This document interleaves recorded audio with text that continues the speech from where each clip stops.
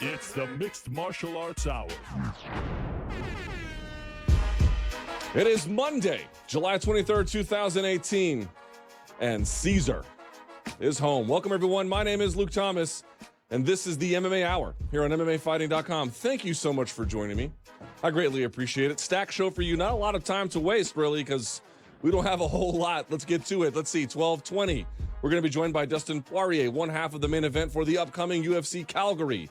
12:40, we'll be joined by Kevin Lee. He'll do a little Monday Morning Analyst for us. I want him to talk about that main event. What's next for him? Is it 165? Are they going to make a division? We'll see. 1 o'clock, we're supposed to be joined by Henry Cejudo. We'll see how that goes. He takes on Demetrious Johnson at UFC 227 for the flyweight title. And then 1:30, the Underground King is going to be here. Eddie Alvarez, who is the other half of the UFC Calgary main event opposite Dustin Poirier. So you've got both guys in the main event here. And then, of course, you're going to be my guest at around 1:45 for the sound off. We have a bunch of calls. We have your tweets from the hashtag the MMA Hour. And, of course, number to call, 844-866-2468. So a lot to get to, a lot of stuff going on. Plus, we're going to debut a new segment, we'll see, around 1:20 called The Weigh-In, and a whole lot more.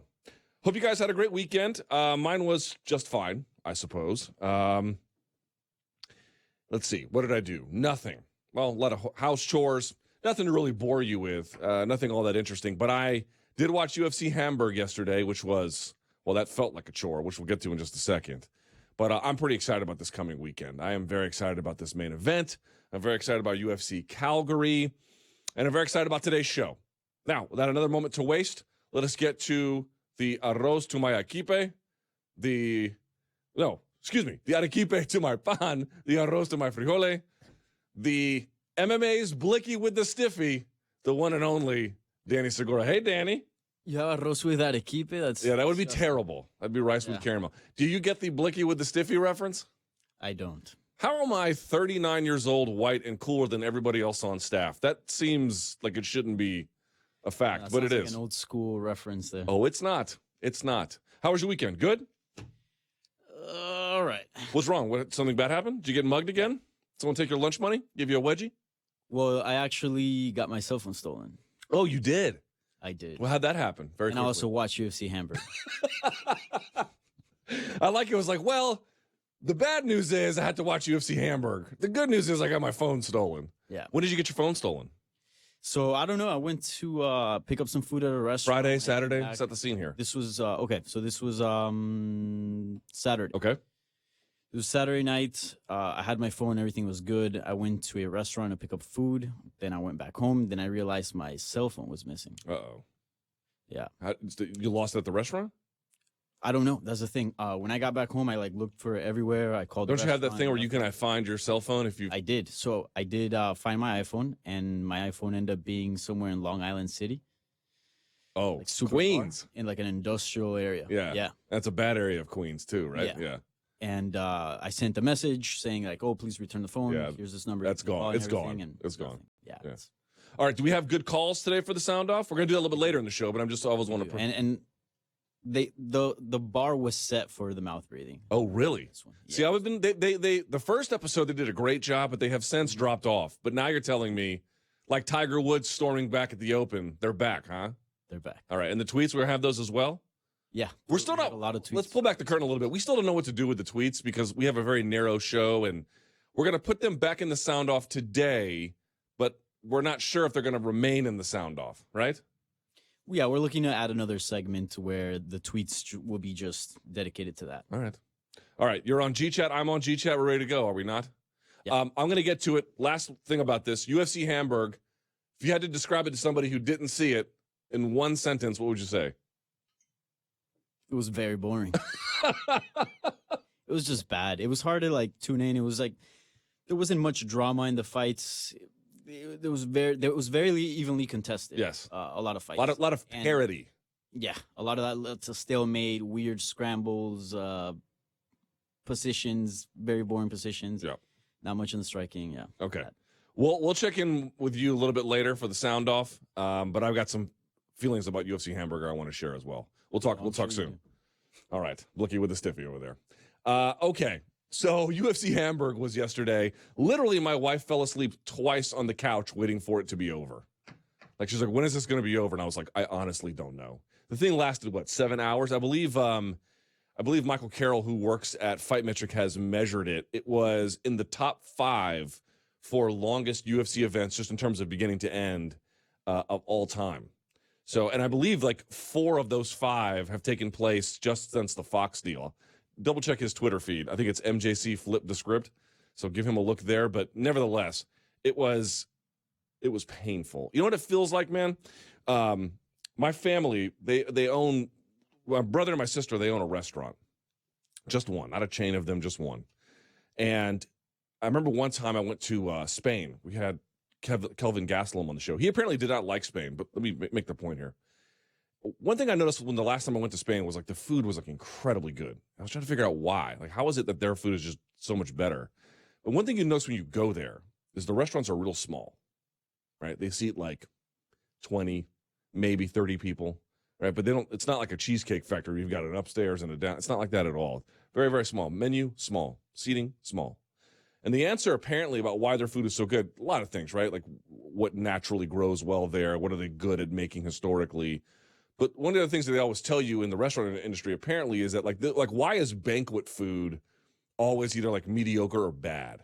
Because as you produce something at scale, it is hard to maintain that quality, right? If you're serving 5 people, one chef can really dedicate him or herself to making that meal just right. The attention to detail can be there. But if you have to serve 1,000 and you got to do it in a narrow window, right? You can have as many sous chefs, line chefs, cooks, whatever you want. The reality is you're just not going to get that kind of quality. UFC Hamburg felt like banquet food to me. And I know that sounds like I'm being demeaning to the fighters. I'm not. They're all very talented. But the reality of mixed martial arts is that the elite and then the very talented, the sport almost doesn't look the same. Certainly doesn't feel the same in terms of the stakes. You cannot grow that at scale. Not very much anyway. You're always going to have, for that welterweight division, just the top 10 or 15. And outside of that, you can get some good fights for sure. And you can have bad fights inside that top 10 or 15. But more or less, the ones that people are going to care about, the ones that are going to be good, they're going to be in that narrow, small, tiny window. That's especially true for some of those other divisions, right? Like light heavyweight or heavyweight these days. Now, lightweight itself is a little bit different, right? You can go really deep on that one and get some good stuff. But the point, nevertheless, as my phone rings, still stands. It felt like banquet food, man. Felt like just this assembly line process to just make as much of this as possible. And this is what it looks like when it gets to that level. And it's just, the Anthony Smith KO was really fun. Or I should say the Shogun KO by Anthony Smith. And super commendable performance by Corey Anderson over Glover Teixeira, but maybe the best one of his career. So it was like there were some bright spots. And how about the Bermudez kid? Forgive me for his last name. Let's see here. Manny Bermudez. He looked phenomenal. There were some bright spots, don't get me wrong, which we'll talk about in just a second. But it just occurred to me the UFC really prides itself, for good reason, on its ability to go town to town, week to week, and deliver a high-quality experience over time, right? And I'm sure that if you were in the arena in Hamburg, the lighting was great, the sound was great, but it was all too familiar. It's the same thing over and over and over and over. And I get some of this, they're locked into the Fox deal. They owe a certain amount of content to the Fox provider, even if they didn't necessarily want to provide it. That's why it's on 2 p.m. on a Sunday, for crying out loud. It wasn't like this was their marquee event. I get it.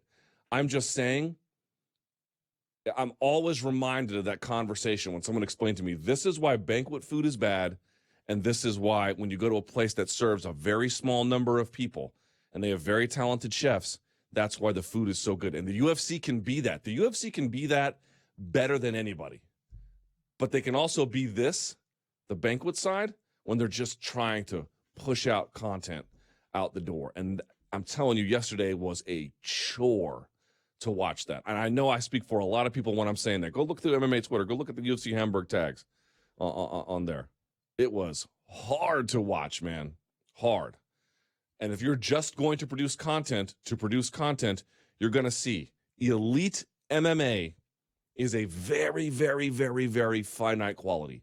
And for the most part, it cannot be grown at scale. It just is what it is. You can grow at scale everything around it, and that has some merit. But that core that really makes the UFC what it is when they have 85, 90% of the best fighters in the world, that is peerless. It cannot be duplicated. And this felt like we had moved far away from that. And I know I'm not alone in saying that.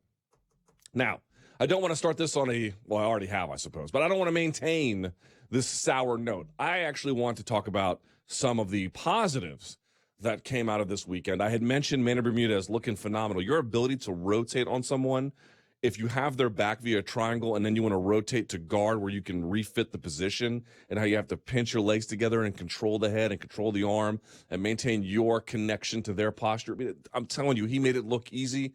That is super difficult to do. That's difficult to do drilling, much less in a live fist fight, for crying out loud. So shouts to Manny Bermudez, shockingly good triangle acumen. Very, very talented. I was very delighted to see that, and still undefeated in mixed martial arts. As I mentioned, you had Corey Anderson, far and away the best win of his mixed martial arts career. A real, not even workmanlike. He just had Glover's number that day.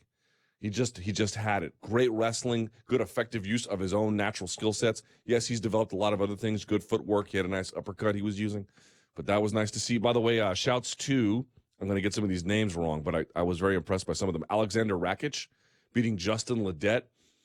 Probably a little work that needs to be done in terms of his finishing ability, but he looked big, physical, good wrestling, good power, good cardio. Light heavyweight needs some guys like him. So I was happy to see some of that. So those are some bright spots. There may have been some other ones as well. But the real bright spot was Anthony Smith. How about that? 90 seconds going in there and just bulldozing a legend. There are like so many lessons that you should draw from the Anthony Smith one. I barely know where to start. Number one, the weight class change. I know a lot of people are bringing up the fact that the weight class change is a proof that if you don't cut too much weight and you go up to a weight class that's less strenuous to get down to in terms of your caloric restriction or whatever, you'll automatically do better. I do not buy that argument. I think generally, we do have extreme weight cutting. I do believe that's a problem, but people want to say, oh, there's no point to weight cutting. Yes, there is. There absolutely is. And there's a lot of guys who've had a lot of success with it. Why do you think fighters want to keep doing it? Because they're all just confused. They may cut too much in the end, but is there a value to cutting some weight? Yeah, absolutely. There's a value to cutting some weight. And getting that line right is hard to figure out. I think it is true for Anthony Smith that he's probably a little bit better at light heavyweight than he is at middleweight. Here's my point. I don't know how true it is that cutting less weight is better for everybody. In fact, I'm pretty dubious of that argument. However, one lesson you can draw from his victory is that you could, if you really wanted to infer, although the sample set is too small, that cutting less weight is automatically better. But I think the better argument is try to be in a space where you can get to a weight class easily on short notice. That's the big takeaway for me here. Because think about Anthony Smith and what he was able to do here. He came in on short notice against Shogun Rua. He got a big name like that because he was ready to get down there very, very easily. He was able to move to that position without a whole lot of problems. If he had to make 185, maybe he could have made it, maybe he couldn't have. Even if he had, what kind of condition would he have been in? To me, the issue is get to a weight class you can easily make on short notice because, number one, you might get a big name like Shogun, or one of the lessons from this fight you can also infer is that if you're a guy like Anthony Smith or James Vick, same situation, and you're begging these guys in the top 10 or top 15 to give you a fight. Remember, Anthony Smith had called that Sam Alvey because he was just looking to fight a guy with a number next to his name. If you're in that position, the very best chance you have to get someone like that through normal matchmaking is probably not very high. The best chance you have is getting that phone call from Mick Maynard or Sean Shelby late saying, we need you to fill in. Now you get to fight number 8 ranked Shogun Rua. Can you make the weight on time? Yes, he can make the weight, and he can make the weight and look good doing it. That's the key. That's your best bet, is to get that short notice call. And if you're going to get that short notice call, you need to be at the kind of weight that you can maintain such that if you have to lose a little bit, it's not too hard on you. That's really the lesson there. That's the big takeaway for me. All these guys complaining, I can't get this guy to fight me. I can't get this guy to fight me. Maintain a ready weight and wait for that phone call. And when they call and when opportunity knocks, you say yes. It's like from Ghostbusters. Ray, if somebody asks you if you are a god, you say yes. That's how it goes. Now, beyond that, the story of Anthony Smith, if you guys have never talked to this guy, and of course, if you're media, why would you have? But if you've not paid too much attention to him, now's your opportunity to do that. This is a guy who was out there, I mean, like Josh Neer, thugging it on like that Midwest regional scene, probably taking fights when he shouldn't have, competing in weight classes that may not have been optimal, and nevertheless still had a winning record. But you look at those losses, you see 13 losses, you know, how good is he? In fact, he lost, 6 months ago to Thiago Santos at middleweight. But the reality is, some of these guys, look, Demetrious Johnson was not an immediate success. John Jones was like an immediate success, right? But Demetrious Johnson wasn't. Some guys take time to figure out what's the right weight class for me. For him, that was actually getting down to flyweight when it was made available. And what are the best skill sets that I can use to make sure that I win? This is not an automatic insight. People are not born with this. It takes time. It takes time. It takes self-belief. It takes good coaching. It takes personal maturation. It takes professional maturation. It takes a lot of the appropriate ingredients that can put somebody in the kind of position they need to be in to maximize themselves. Now you are getting that from Anthony Smith. Now you are getting that. You are getting a guy who kind of is beginning to figure himself out. What are the conditions that have to be established for me to be at my maximum strength, both physically and metaphorically? You're beginning to see that. And you're beginning to see, as a consequence, the skulls he is beginning to bust. Now, I know some people were saying, well, this is a guy who lost to Thiago Santos 6 months ago. Yo, look, go back and watch the fight. Pretty clearly, Thiago Santos was the better guy that night. There's just not a lot of argument. But there is reason to believe that maybe that weight cut to middleweight for Anthony Smith was a little bit excessive. Did you see his frame next to Shogun Rua? I mean, he looked enormous. He looked enormous. So trying to get that guy to get to that weight probably was a ton of work. I've spoken to him about it directly. He'll even acknowledge it. It was really, really, really hard for him to get down there. So much of the camp was just devoted to caloric restriction and road work. But the point being is he made it work. He figured it out. Get to the right weight, and when opportunity knocked, he took it. And yes, going from Rashad Evans to Shogun Rua to then Gustafsson, had it been able to happen, that would have been a tremendous step up in quality of opposition. I don't deny it. But it's a great thing when you can go to the right weight class and you can get a name opponent who's on the last stage of his career and another one who's in a pretty similar position. And now you can build your name. You can get 2 wins in back-to-back months, and you can begin to write your story the way it should be written. I take my hat off to Anthony Smith, man. That guy has toiled in obscurity for a long time. He is a very talented fighter. He finally is figuring himself out. And look at that, man. You want to talk about, they always say, create your own luck. That right there is a guy who creates his own luck. Speaking of which, we have to go to our first guest, another man who creates his own luck by virtue of his own ability. He is in the main event opposite Eddie Alvarez at UFC Calgary this weekend. I cannot wait for it. The diamond is here, Dustin Poirier. Dustin, how are you? Wow, look at that. What's going on, man? How you doing? So this is Calgary behind you, huh? Yeah, man. Calgary. Downtown.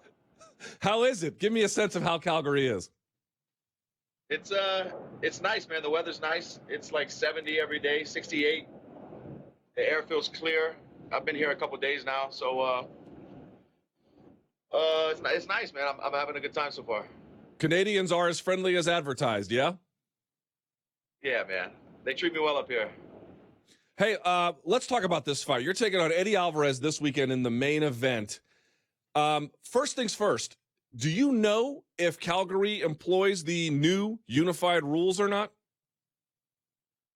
Man, I'm not sure, but hopefully we won't have any problems with hands down or anything like that. Yeah, I mean, I don't know how relevant that will be ultimately when the fight happens. I've looked into it, by the way. I have not had this confirmed, but I think that they do. Is that a good thing or a bad thing? Either way, it's all good, man. This guy's going to get beat up. All right, let's talk about the last fight. How much do you think about it? How much have you gone back and watched it, taken something from it? Honestly, not a whole lot. I watched a little bit of video of his last fight with Gaethje. I haven't seen me and his fight, more than 4 or 5 times since the fight. What is your sense about what happened in the first one? I know how it ended, of course, but I mean, up until that controversial ending, what was your read on how it was going?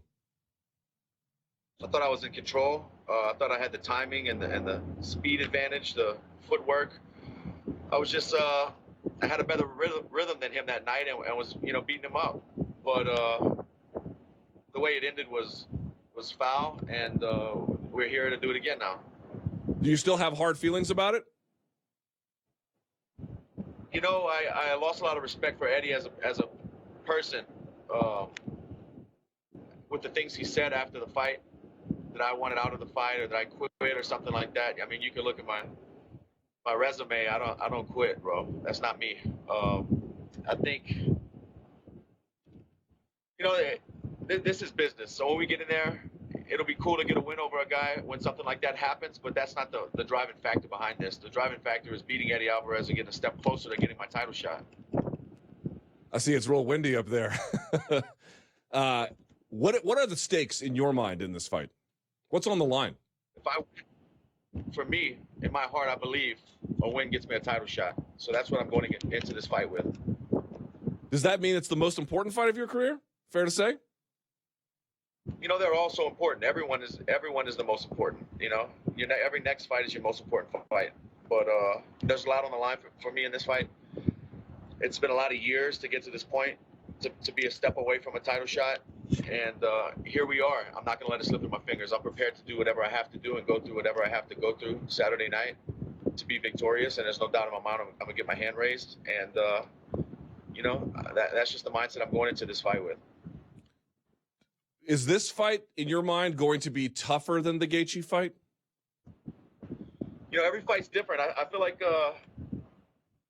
it's going to be similar. I feel like the Gaethje fight could have been as smooth or as tough as I made it. And I think this fight is going to be similar. If I stick to my game plan, if I use clean and crisp striking and I don't brawl, that it'll be as smooth as I want it to be, Of course, it's still a fight, so adversity might present itself, but I'm the better fighter, I believe. Let me see if I can ask this the right way.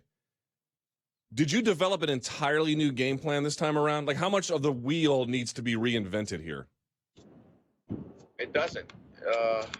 Just need to sharpen up. My patience is better. I'm more experienced. I'm more mature now. Those kind of things got me in trouble in the last fight. When I heard him, I went crazy, trying to get him out of there. I had a similar thing happen in the Gaethje fight. I heard him, but that time I was a little bit more patient, and I put him away. So this time when I heard Eddie, I'm going to take my time. I know that I did it with skill.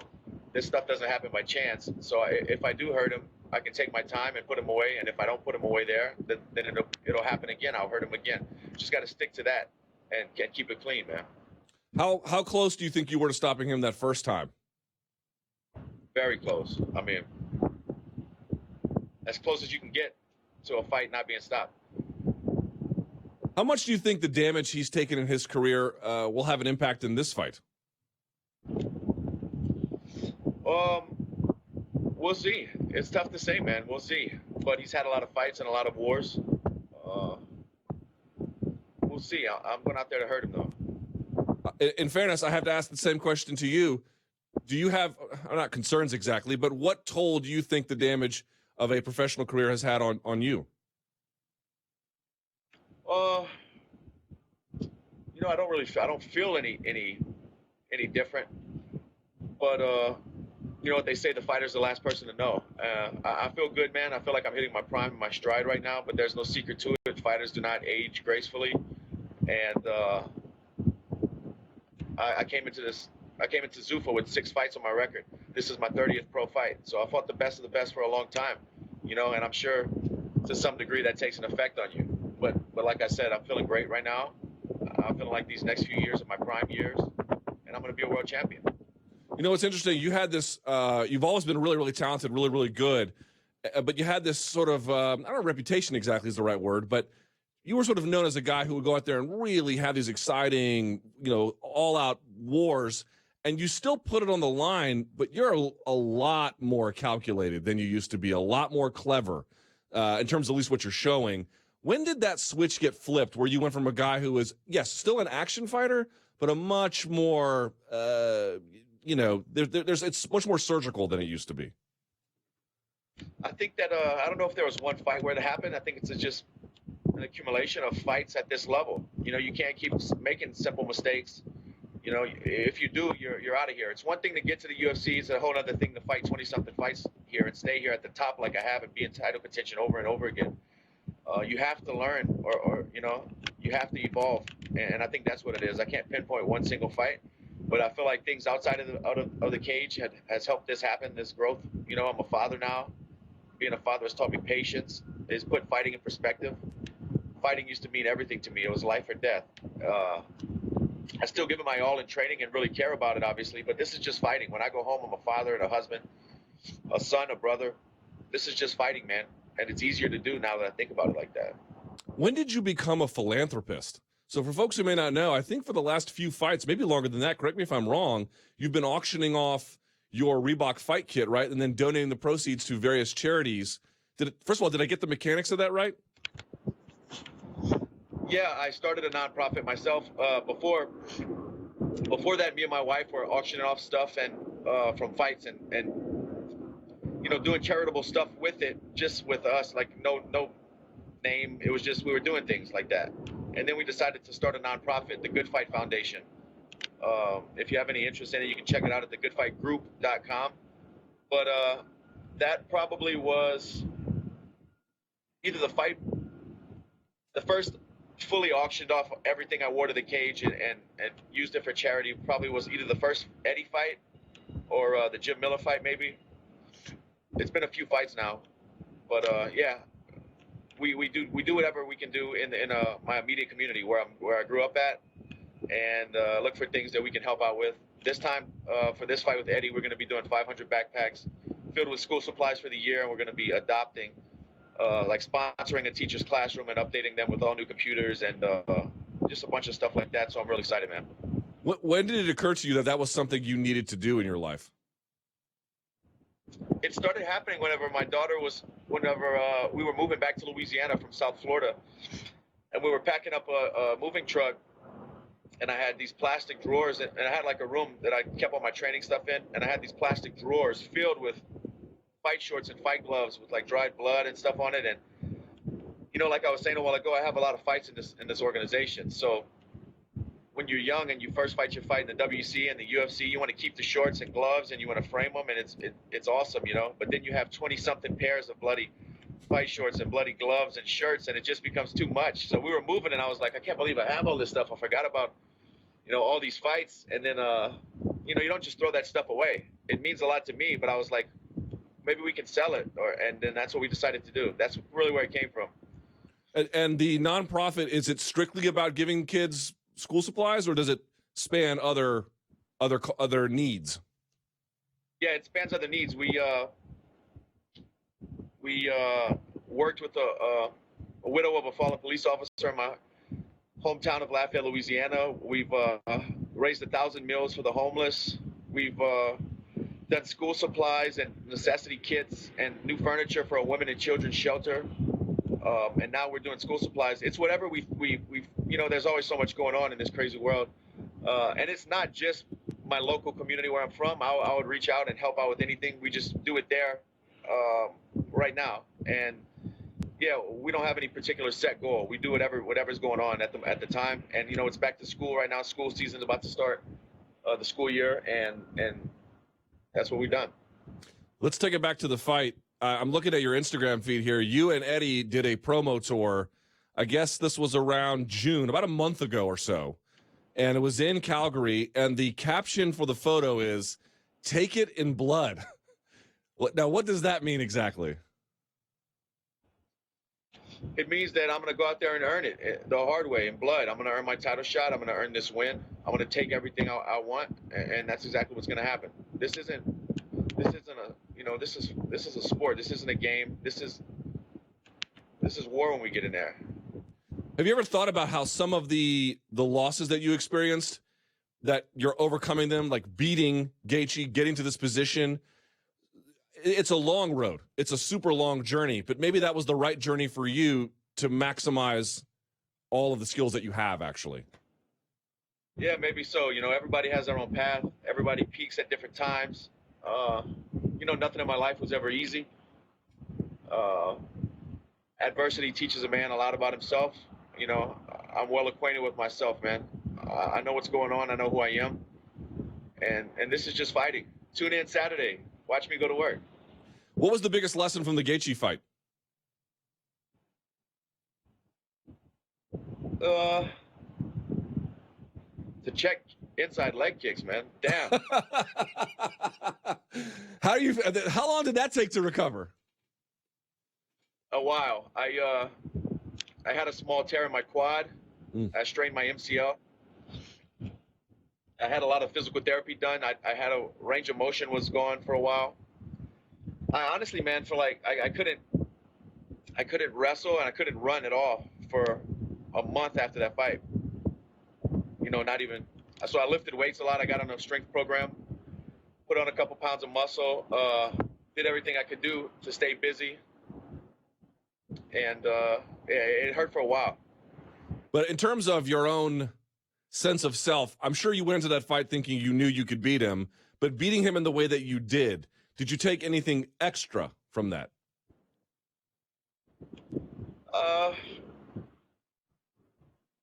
It just gave me reassurance that, these guys like Gaethje, guys like Eddie, these guys don't mentally break. They don't find a way out. They don't beat themselves. These guys are in there for the long haul.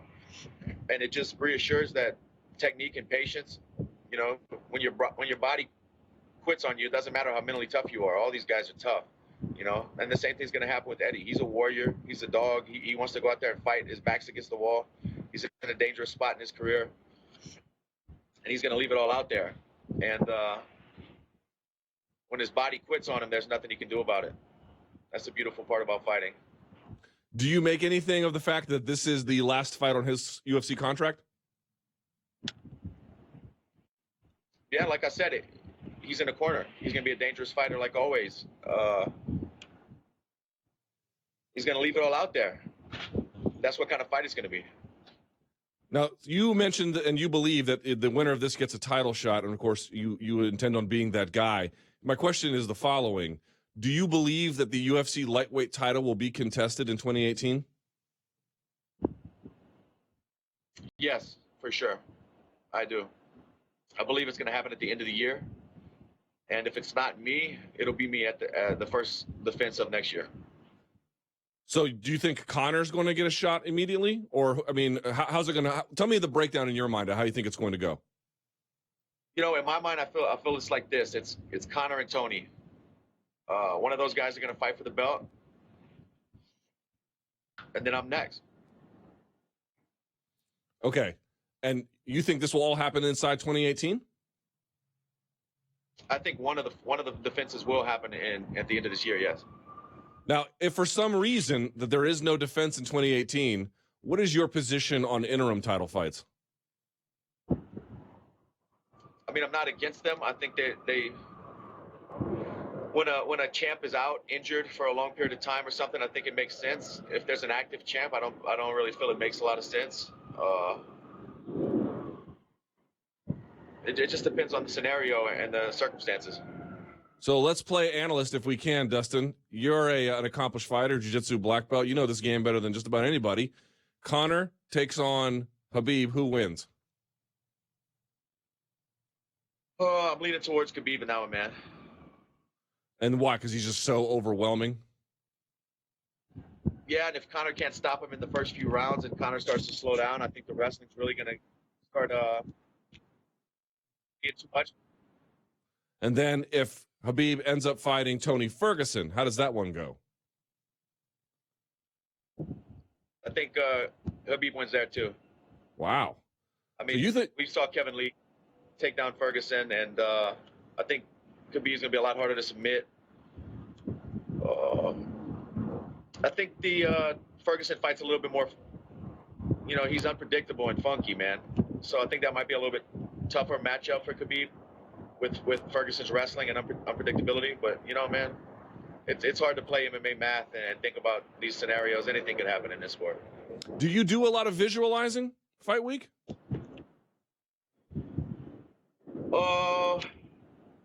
Nothing crazy.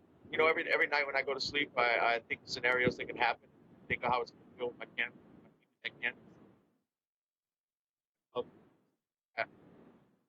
And so have you visualized Saturday at all in any capacity at all? Yeah, I think I'm going to stop Eddie Alvarez. Do you have a round in mind, or is that a little too murky? Yeah, too murky. I don't know what mistake he's going to make. I don't know how long it's going to take to soften him up, but it will be done, man. Your biggest advantage over him is what?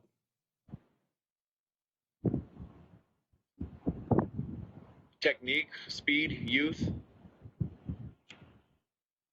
skills, hunger. The whole shebang, huh? Yeah. All right. Well, you know what? I am looking forward to it. Enjoy Cowtown such that one can. It looks dynamic from the shot here, but I don't know how much about it. But there it is. Man. Look at that. Look, actually here behind me, there's the arena. Can you see it? Oh, yeah, I can. Wow. Oh, that's great. Saddle Dome. Oh, you're fighting right next to it. As a confident man, you are, Dustin Poirier. Hey, man, thank you so much for taking some time out. And I know I speak for a lot of people inside MMA when I say this is one we've had circled on the calendar for some time. Looking forward to it. And thank you so much. Happy it's here, and I'm happy it's coming together, man. Enjoy the show. All right. Thank you, Dustin. Take care. Thanks, brother. All right. There he goes. Dustin Poirier. My goodness. You know what, man? He's come a long way. If you ever see, there was a documentary, was it Fightville? Is that what it was called? Made about him? I believe. Yes. If you've never seen it, it's not that he's a completely different guy, but, you know, we all change to the degree that we mature, and you can see a very raw, you know, hungry. He's still raw. He's still hungry. Don't get me wrong. It's not that he's not those things, but this very almost feral version of himself. And now he's this smoother, more thoughtful, deliberate kind of tactician. And it's an incredible transformation to watch. Similar to what we were discussing before with Anthony Smith. Not that different, actually. That's when these guys really get dangerous, right? And by the way, he mentioned youth. I didn't realize this. Real quickly, hold on. Dustin Poirier is only 29 years old. People think he's like in his 30s. No, he's still in his 20s. So that's going to be an interesting fight. All right. Our next guest is up here. I want to put it in this kind of context because I think he's got a bright future doing this. So let's do it now. It's time for the Monday Morning Analyst.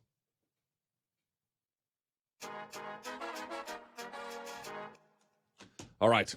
Joining us, I think, via the gloriousness of... Is it on Skype, Danny Segura?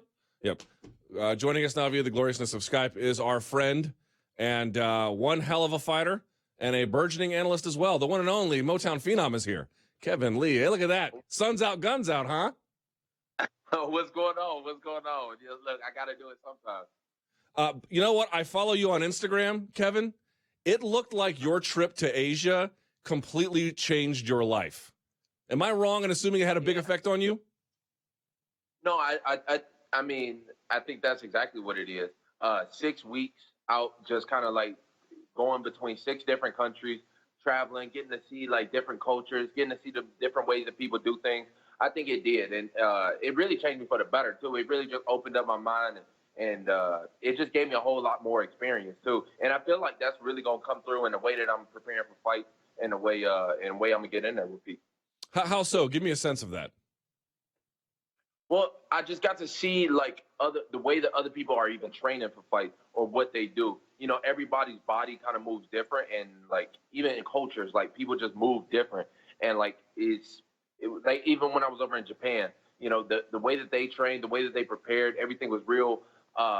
It just was done in a different way than we do it here in America, and it kind of like opened up my eyes that there's more than one way to do things, and I feel like I'm gonna show that. Now, I know you still have a lot of opinions about the world, but I have noticed you're a lot less active on Twitter than you used to be. Coincidence? Yeah, true. I'm a lot less active on all social media. You know, it's just like at a certain point it get to be too much. You know, where I kind of like have to dial back a little bit. People, it's the fucking eggs and all that. Like I can't take it. I've realized like I gotta look out for my own like health first. You know what I'm saying? Before I get to too many people. And you know, I mean I'm a social dude and all that, but not too much like that. Favorite place you visited? Japan, for sure. Japan. Why? Thailand was amazing too. But Japan, I just love the culture. I love the folks there. Everybody treats you with respect without you having to go out your way or it just was amazing to me. The way everything's super duper clean. You can eat off the streets if you want to. So I feel like I could move there at one point. And favorite thing you ate? I saw you struggled with scorpion and then durian fruit. Yeah. I mean, I got my hands on a couple things. Favorite thing was probably the Chinese food. Like they got a different way of doing pork over there. Like they had like that sweet and sour pork that was like over some man. I'm telling you, it's the Chinese food for sure. All right, well, I want to get to that because we got to talk about 165-pound weight class in just a second. But I saw you made your debut on FS1. By the way, they may not put anything in their cups, but I can assure you mine is filled with either water or coffee every time. See, I mean, it's such a letdown. You know how they say you shouldn't meet your heroes and you shouldn't get to see things that you ain't supposed to see because then it's just like, oh, man, all this shit was all fake. I don't want to go on the Fox set again and see like them like shooting a movie or something. And I realized the whole time all this shit was all CGI. It was all fake. Santa Claus is not real. And it's going to be a huge letdown. That was one of them ones with that. But I'm glad that you're a real one. You're a real one, Luke. They got a good man to do this show. Yeah, thank you. By the way, how was it trying to break down fights? Was it as easy or as hard as you thought it might be? It's stressful. I mean, it's not really that hard because I just love the sport and I just love doing it. And, you know, I know most of the fighters anyway, and I study pretty much everybody. So I don't want to say it's necessarily hard, but it's different. And it's a different type of preparation that go into something like that. Like, I was more nervous for that than like a fight. You know, as soon as that camera come on you and it's red and it's live, it's a different type of like nervousness that go into it. So, I mean, it's a good experience for me to do. I don't know how many times I'll do it just because I'm still focusing on my own career. I'm still doing my thing. But it's good experience in the long run. Let me pick your brain. We'll get to the 165-pound stuff in just a minute. But this weekend, two of your lightweight compatriots, Dustin Poirier is going to fight Eddie Alvarez. They believe a title shot's on the line, whether or not we'll see. But the fight itself, what do you make of this matchup? How do you assess them? It's a good fight. It's the right fight that should have been made too. I feel like they in a different type of category. I don't really see neither one of them competing with the best at 155. But like we'll see, you know, and that's still an option out there for me too. We'll see. We're gonna see how the whole thing shake out. I mean, Eddie, he out there, he doing his thing. He's still kicking. I don't know how Eddie doing it, but if Eddie wins, then we definitely gonna. I got to definitely get a taste of that. But you know, the fight itself between them two, they're gonna put on a good fight. I think they both gonna go out there and they're gonna lose some brain cells. Now, that's your candor is always appreciated. One of the things that I went back and I watched the fight again, the first meeting that they had at UFC 211, Dustin's in that southpaw position. Now, I don't want to overgeneralize, but you also fight from the southpaw position. Every fight's different. But for you, Kevin, generally speaking, how much of an asset on balance is that southpaw position for you? It throws guys off a lot, you know, and it's something that you know, I do both. I switch orthodox. I'm naturally a right-handed, but I go southpaw a lot. Because you never know what I'm going to be doing. You never know what stance I'm going to be coming from, what angles punches are going to be coming from. That's the thing that throws guys off, and especially somebody like Eddie, who's shorter, who likes to work behind his jab. You just by the nature of how your bodies are positioned, you're gonna throw him off. So I think Dustin probably got his number. He had his number the first time. Eddie he took kind of a cheap shot out. But, you know, we're going to see in this next one. I feel like Dustin will probably have his number again just from being that southpaw. Dustin's a good boxer. He's going to keep pushing forward. But, you know, we're going to see I think 5 rounds kind of favors Eddie a little bit. But, you know, I don't know. I don't really – the fight itself ain't too – I'm not looking at it as, like, too much of a threat. You know what I mean? Too much of a threat to you? Yeah. I got bigger and better. You know, I got bigger and better things on my mind at least. But we're going to see. We'll see how after the fight, if either one of them are impressive, if I got to turn my attention to them. Now, let's say, I know you're not, but let's say you were cornering Eddie. From a general standpoint, what are the keys to Eddie's victory, if he is to have one? He's got to get back on that leg. I mean, Dustin just took a lot of damage versus Gaethje on that lead leg. And, I mean, that's the first thing I would get on. The leg, the body.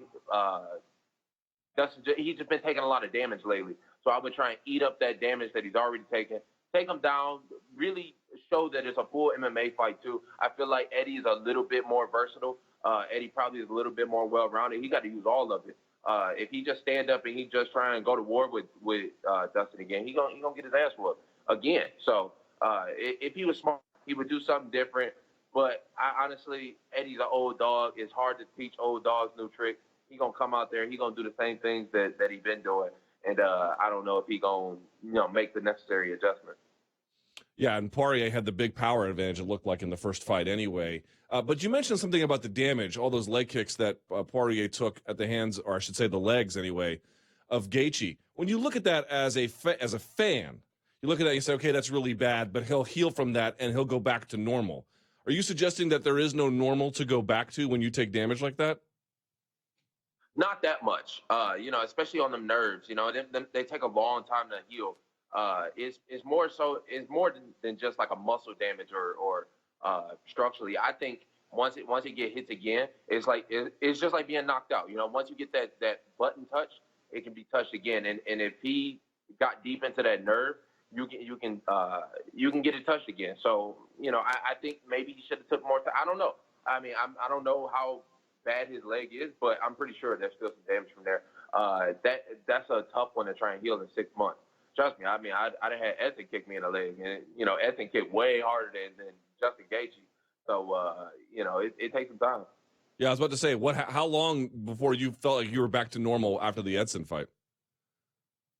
I mean, I just played it smarter. I start checking them motherfuckers. I just ain't keep letting them kick me like that. I really ain't take too many. When you look at the fight, you don't see me limping and shit. So, I just start checking them. I start doing the right things. But even then, though, a couple did get through. So it takes a while. It takes, a couple months, maybe 2 months or so before I really felt back to normal. I asked Dustin this question. I'll put it to you as well. Sort of tell me how the lightweight title goes this year. When is it going to be contested and against who? Do you think Conor gets the immediate title shot? Yeah, I think the Conor fight is the right fight to make. They do Conor versus Khabib in October, and it's so muddied, it's so weird. I feel like they do still need to. That's why I've been pushing for this 165-pound division, because I feel like they need to clarify all this. Even where they're talking about stripping Colby Covington, who just had that little interim title. Why do we got 3 titles in between these weight classes anyway? He won that title off a guy who made his living at 155, and he's a natural 170-pounder. They should go ahead and just make a title in between those, and move 170 up to 75. Let Khabib and Conor go at it for the 155 belt. Make a 65 belt, and then let Tyron fight somebody for the 75 belt. I think that makes the most sense. At 55 right now, it looks like it's going to be Khabib and Conor. It probably should, just because of how much promotion is already going into it, and it probably makes the most sense in October. Now, I want to get to that 165 in just a second, I promise, but do me the honors if you can. If it is Khabib and Conor, who wins and why? That's a toss-up. It's a toss-up one. I keep kind of going back and forth on it. I still think that Conor probably will get it. I think he'll sleep him. You know, I think Khabib is going to come out there with that same approach that he's been approaching fights for 5-6 years. The only thing is it's such a big X factor with Conor. You don't know, how he's going to look, what he's going to – if he's still got that same hunger. Because Khabib going to come hungry. Khabib going to be ready to fight. And if Conor take it lightly, then he's going to get his ass whooped. But, Khabib, that style, I don't know. He might get slept. Where are you in the division? Now, if they don't make a 165, where does that leave you? I know where you're ranked, but I'm saying in your mind, you've got Poirier, Alvarez this weekend. That'll sort some of this out. But where does it leave you? Yeah, I don't know. I got some options. And that's always the best thing to have. So we're going to see. Like I said, I mean, we'll see the winner of this. It's good timing for me to come back and fight that winner at the end of this year, maybe. I mean, we're going to see. I kind of always got my own things going on, and I'm kind of always in my own head. Like I said, I made that call out to George St. Pierre. So every day that I'm waking up and I'm training with him, thinking of different ways that I could beat him. So, until my focus shift, we're going to see. Has the UFC expressed any interest in your idea about you at 165 and or you at 165 opposite St. Pierre? Me at 165, yes. At St. Pierre, they don't really know because nobody really knows. They know. Everybody kind of gives me like the little side eye whenever I say that. And it's because they know that George ain't going to take a fight that he don't think he can win. And I think we all kind of know George don't think he can beat me. So, everybody, whenever I mention it, they kind of give me like the little, okay, you going to try that, huh? And I'm like, yeah, until otherwise, I'm going to see how this thing go. But they have expressed interest in a 65-pound division. I think they just waiting on the right timing or trying to figure out how they're going to do it. But it's going to have to come, This weight cutting issue is such a big deal. And it's not even like, I'm not calling out for it because I can't make 155 anymore. I'm smaller than some of these other guys. Right now, I'm sitting here at 178. I can make the weight class no problem again.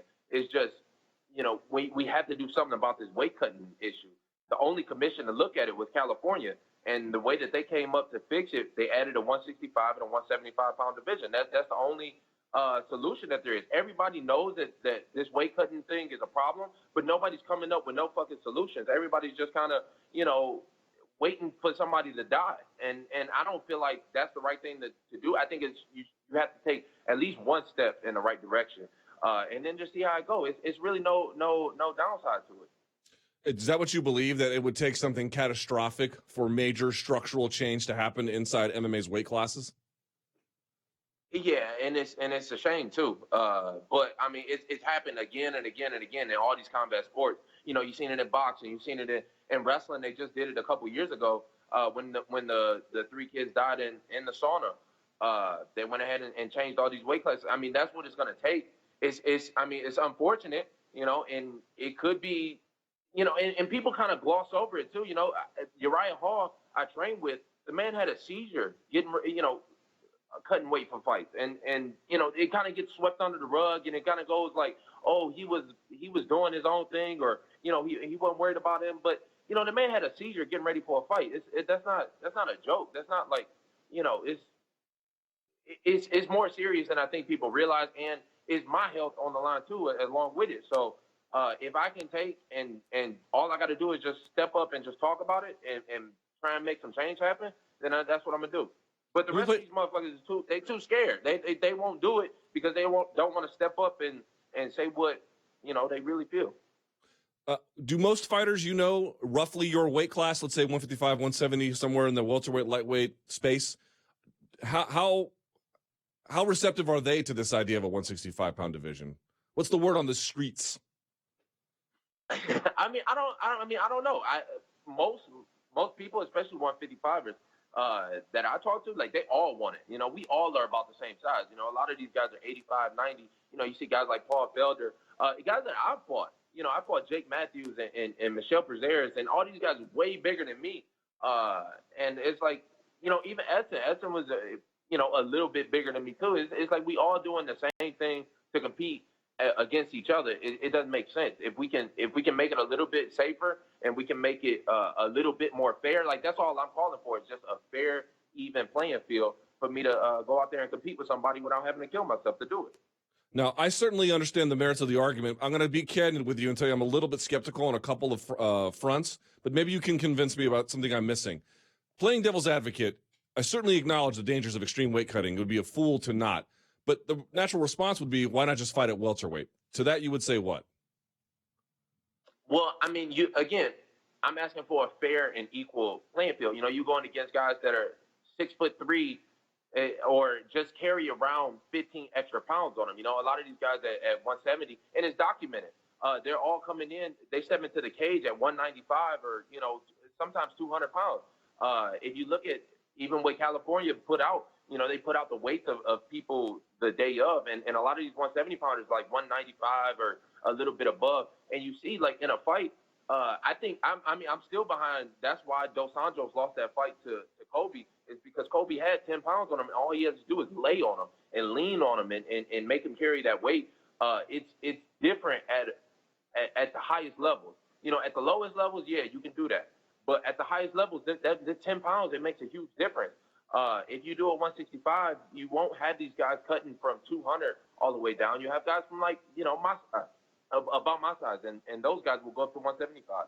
And if they can make 165 through that, then it's a more even playing field because I can get bigger. And then the other question I would have is, do you have any concerns? I think you would agree, lightweight and welterweight are MMA's two best divisions, but almost in any organization you go to. Would you have concerns that if you made the 165, yes, you might solve, or at least, you know, temporarily, not eliminate, but make the weight cutting less of an issue in that space, but you'd be draining the two best divisions to make another one? Does that make a lot of sense? No, I mean, again, you look at the divisions, there's 100 guys. I think there's 99 registered guys at lightweight in the UFC. And then there's like, 89 or so before. I mean, somebody has to look up the exact numbers, but I feel like it's 89. So you're talking about 100 guys between two different weight classes. There's only a top 15.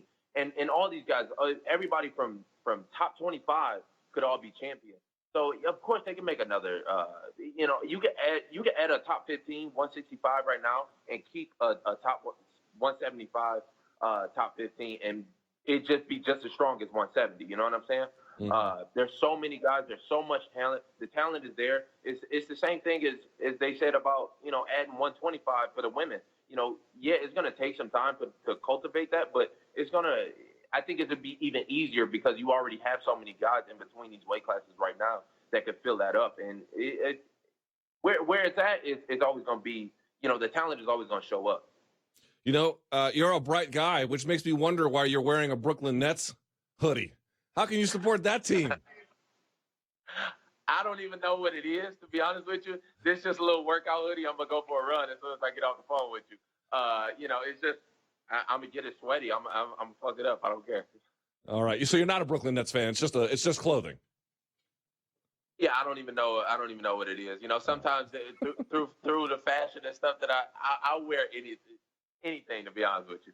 And then, Kevin, before you go, you're ready to take a lightweight fight if the right one is offered to you sometime through the course of 2018, yes? Oh, yeah, absolutely. You know, like I said, I got a lot of options that I'm playing with. You know, I got things that I want. They got things that they want. We're going to be somewhere in the middle of that, and everybody going to go home happy. But somebody going home with their ass whooped at the end of the year. Oh, wait, now, are you suggesting that are you still under contract with UFC? Oh, yeah, absolutely. Oh, okay. Yeah. All right. No, I'm saying things that they want fight-wise. You know, they got ideas that they want for me to fight. I got ideas that I want people for me to fight. We're going to see how they all go down. But by the end of this year, that's still where I'm looking at, probably on that Madison Square Garden regardless. All right. Well, Kevin, I look forward to that, or whenever it is you get back. I really appreciate your perspective, and enjoy the run. Kevin Lee, world's biggest Brooklyn Nets fan. There he is, ladies and gentlemen. Thank you, Kevin. My man. All right. Take care. There he is. He is, you know, he marches to the beat of his own drum, that guy. He has his own opinions. I'm still not totally sold on the 165 idea. I mean, I am sold in part, right? I'm sold in the idea that it's probably a lot healthier for fighters to have these 10-pound increments So 55, 65, then 75, 85, and then I guess you would have no 95, but, you know, some uniformity in that space. But I've often said this, a weight class created to assist in heavy weight cuts typically has that as its sole value.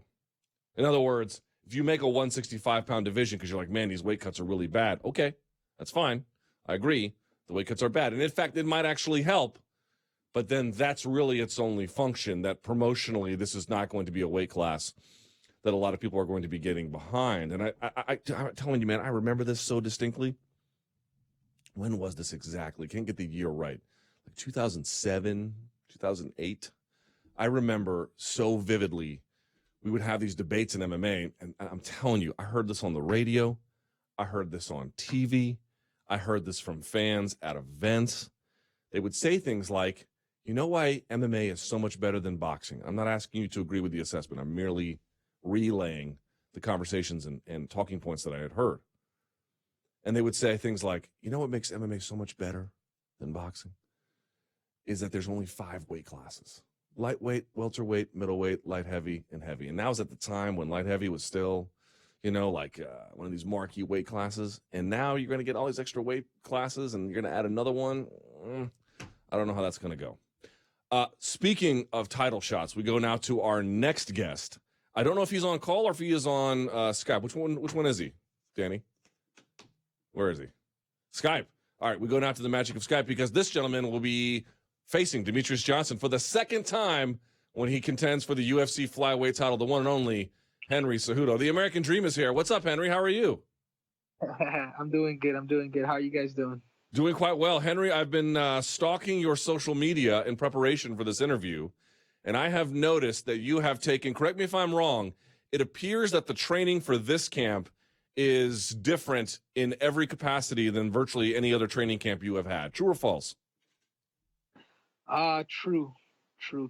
I think I'm using science. I'm using pretty much science at the center of this fight camp rather than just going off of feel or things like that. So I think that's been different. I'm doing a lot of different using sports performers. I'm working with this company called Neuroforce One. And it's a lot of it's based on recovery. A lot of it's based on just peaking at the right time. I think sometimes as a fighter, as a wrestler, we hone in on a lot of these old school methods, and sometimes those old school methods could get you hurt. And what I've learned is I learned to take a back seat and actually use this neural system that they have me on. Detecting. Waking up every morning, using my omega wave, and understanding at what level of capacity can I actually train and how hard I should go. So I'm being monitored by science, and it's something new. And I feel so much stronger. I've done tests at the UFC PI, and they've done studies they've done studies on me, and I guess my studies have been off the charts according to them. So I'm extremely happy to be able to, use Neuroforce One and everybody at the UFC PI, and hopefully by August 4th, now we're ready to take out the mouse. Now, this is your first time using these services or not? I've used some of it before. I've used Phase 4 before. They work with a bunch of Olympic athletes, but I've always been intrigued with this, and I've been following Neuroforce One for about. Since the first time I fought with Hayes, I know people started recognizing the difference in my body, and it's a lot of these like neural stims that go in my body to kind of help the recovery, and a lot of the strength factors too. And I started using it when my first time when I fought Hayes, and I was just like, man, I've never felt so good in my life. And did it with Bettis, and then now we're just we're doing it with Demetrious now, and we're just doing it at it's just at a higher level, man. More people. I have people monitoring everything. By the time I wake up to by the time I go to sleep, there's somebody examining my body. That sounds a little creepy, but it also sounds very effective. So riddle me this, though. The one thing I noticed from the Hayes fight was not just that, to your point, you looked physically better or that there was a bounce in your step, but there appeared to be technical adaptations as well. Now, I'm sure there's been a growth you've been training MMA for a long time now, so that growth is going to be continuous. But has there been any jumps in technical ability as a consequence of these other changes you have made? Oh, absolutely, man. If you could recover correctly, man, you could be able to, float like a butterfly, sting like a bee, like Muhammad Ali. Muhammad Ali was a heavyweight. This is why Ali was always able to do a lot of that, a lot of the, the shuffle stuff, the playing around and things like that. Because he never really had to cut weight. And it's almost like the same thing with us. If we're able to feel good, then we'll be able to move and do a lot of these things that a lot of these athletes sometimes they want to do, but because of a rigorous weight cut or because they're not peaking to their fight, they're unable to do. So yeah, absolutely. A lot of it's technical too. I traveled the world. I've been to Singapore, Amsterdam, Holland for kickboxing, going to Brazil back and forth. Just traveling the world pretty much and picking the best from just picking the great minds from every art and then collaborating all that into mine. All right, so the idea there must be that to beat an opponent like DJ, these kinds of efforts are needed. That's the idea. Like short of these efforts, you can't beat them. I'm not, you know what I mean? Like the extraordinary challenge requires extraordinary prep. Absolutely. That's all it is, man. It's nothing that I haven't done before. It's just now it's just a little more detailed because there's a world title on the line. So a lot of people want to be a part of it. A lot of the right people want to be a part of it, and I allow these people in. If they want to help me be the best, then man, and if you know what you're doing, please help me. I'm here to ask for help because Demetrious he ain't no slouch. But at the same time, it's like I can fight, man. I'm a Ferrari too. I just need the right fuel. I need the right people working on me, and I'm gonna be firing at all cylinders. Let me ask an open-ended question. If someone and I'll ask it. When you look back on your first fight with him, why did you lose?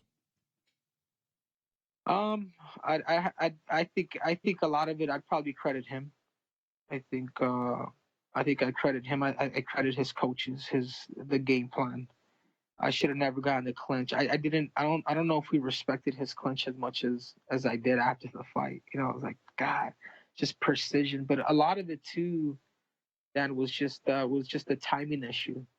Like people don't realize, man. Like by the time I had my first MMA fight to the time I fought Demetrious Johnson, I was only fighting for 3 years, period. No amateur experience in MMA, nothing. Just all pro from my debut.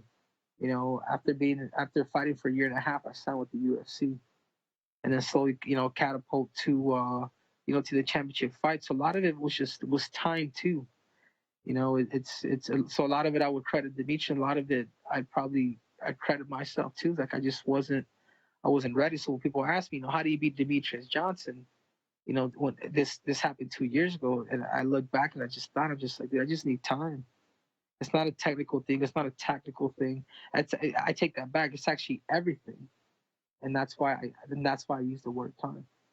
And so when you say it's everything, so you mentioned it's technical, it's tactical. When you think about what you have to do to beat Demetrious, what goes through your head? What kinds of conditions have to be in place for you to win? Strong mindset, composure, relax, seizing an opportunity. A lot of these things, man. I've studied him a lot. I've actually picked up a lot of good habits from just watching film from Demetrious Johnson. It's like they say, it's like game recognizes game, and it's true. I'm not here to. I'm here to be honest too. But I enjoy it, man. The reason why I got into mixed martial arts is because of competition. I'm a competitor, man. I wouldn't be doing this for anything else but competition. I want to take out the best. I want to beat the pound for pound best fighter in the world, and I want to do it ultimately because he took me out the first time. I mean, you're talking about a comeback story from being knocked out in the first round to going out there defeating a guy that knocked you out, the pound for pound king, to defeating him. I mean, that's what I have envisioned in my head. What do you think it does for your career if you beat him? Now, I mean, obviously you get the title, right? So you'd be the champion, you'd be the guy to dethrone him. But I mean, in that pound for pound discussion, where would it put you? Oh, it put me it put me in the history books. People will forget people will forget a two division champ. They will, because there's already five so far, or six. You know, Five. people won't forget an Olympic champion and a UFC champion until the next person does that. Man, that is one tough human being. You know, ultimately, I feel like it would put me in a different category. You know, I conquered two sports and I beat the pound for pound best fighter in the world. Like there's no denying this kid's the truth. You know, if you actually go back and you look at your wrestling matches from when you won the gold medal, there was a lot of times you had to come back from adversity to win those time after time, and you did it, right? I'm wondering, do you take anything from that particular journey into this particular fight camp? This sort of like having to answer for these different sets of challenges? Absolutely, absolutely. And it's not just the Olympic Games, but it was leading up to the Olympics. I remember the whole year of 2007, man. I did not win one tournament. I did not win the U.S. Open. I didn't do anything until the Olympic trials. Like I had the worst year of my life, like leading up to the Olympics. But I still kept my eye on the prize, and next thing you know, at the Olympics, I was ranked 31st in the world at the Olympic Games, and from 31st, I wasn't even supposed to be at the Olympic Games. There was only 16 slots, if you want to go according to the World Championship results and the rankings. And I was one of the last persons to sneak in and qualify, and then win the whole thing. Mm. So you're talking about a guy that's determined, man. You're talking about a guy that's driven. You're talking about a guy that despite what's happened in the past, that'll still keep his eye on the prize, and that's who Henry Cejudo is, man. A determined human being that wants to push his mind, body, and soul to the highest levels, and this is ultimately what I enjoy, man. You know, Henry, one thing that always gets brought up with Demetrious is his technical ability, and certainly it's considerable, right? He is where he is, and it's not an accident. But one thing that never gets mentioned to me is his confidence, right? Just to throw Borg in the air and then catch him with an armbar, yes, that requires technical acumen, but it requires the confidence to attempt something like that. How do you take that confidence from him? It's I'm a confident human being too. Like I said, I recognize it. You recognize that, hey, this guy is dangerous in every area: wrestling, jiu-jitsu, striking, all of the above, submissions. You just got to be in your A game. That's it. You got to be alert at all times. This isn't your ordinary UFC fight. And I understand that. I welcome that. I welcome pressure. I welcome the best. Come on, bring it. I embrace it. I embrace pressure. I embrace the fact that, okay, come on, let's go, man. I'm ready. And I think that's all it is. I think it's it's a trigger, man. It's a mindset that you, as a fighter, as somebody that wants to be a world champ, you got to start thinking like one. And I'm gonna seize the opportunity. That's all I know. Do you think UFC would be happy if you beat Demetrious? Yeah, I think so. Nothing against Demetrius, nothing against Demetrius, but I think when you have a dominant champ for so many years, it's almost like, they want a new storyline. They want a new storyline to tell, especially would be somebody like me, man. I'm bringing not just the Americans, but man, I'm bringing all Latin America with me. I'm bringing. I speak Portuguese, I speak Spanish, I speak English. Um, you know, maybe I'm not as flamboyant as Conor McGregor, but I have a storyline to me, and I think there's a lot of fights that could be that could be made and hyped because of that. I know I've spoken to so many fighters over the years that they always say, "Oh, when I win," and I'm sure you're taking this fight because you want to win and you absolutely believe it. Fair enough, but we're also human as well, right? And as a professional, no matter what your industry is, I don't know how fear doesn't creep into your mind on occasion. Here's what I mean: have you ever even for a second thought about what would happen if you don't win, where that leaves you inside the division? I mean, God, that's. I know it's a heavy question. I don't mean to be depressing, but I'm just sort of trying to ask a real human emotion there. Yeah, no, I don't. Man, it's hard for me to even think that way because I don't even necessarily listen to this. Dan, like I'm not I don't even necessarily when I fight. I don't even necessarily think about winning. You know what I think about doing? I think about doing things right. And when you do things right, things will fall into place. I think of my areas of concentration. I think of the opportunity my opponent's given me. And the only thing I think of is doing things right. And when things are done right, things will fall into place. How long for you? Let me ask this a different way. How different is your training now relative to your training in the Olympic grind, both in terms of its difficulty and its duration? Yeah, I think I'm smarter about it now. I'm smarter about the training now. I'm not 21 years old no more. I'm 31. You know, it's been 10 years since I pretty much retired from the sport of wrestling. And you know, I'm smarter about things. I'm wiser about things. I'm not. I try not to get emotional about things. I think you have that split second to think, hey, calm your ass down. It's okay, man. You got hit. Don't get emotional. You know, it's more like that. I think it's just being wiser, man. I think a lot of this stuff too I've taken from guys like Bernard Hopkins, a guy that obviously I'm not as old as Bernard, but I take his skill set, his mentality, of fighting people accordingly, and using sports performance to peak at your sport. So that's the mentality that I would say that I have now that I kind of didn't have then. The heart, the drive doesn't change. The scientific part does, and that's just because it's according with age and with the rigorous training that we're doing. We're not just wrestling. We're striking each other in the face. We're striking each other in the body.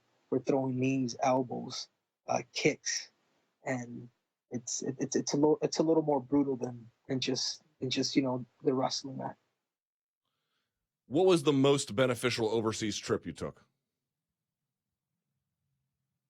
Probably going to Russia and going out there and being humble, going out there and seeing the level of competition and seeing my eyes just being opened up. And I was in high school, and I knew when I went to Russia and I saw all these competitors, all these world and Olympic champs compete at the Ivan Urigan the tournament, which is one of the toughest in the world. If you guys want to find the best athletes in the world, you guys have to go to that tournament. It's the Urigan. It's in Siberia. It's in Krasnoyarsk. And I remember going out there. I remember watching Olympic champs and the world champ getting knocked off first, second round.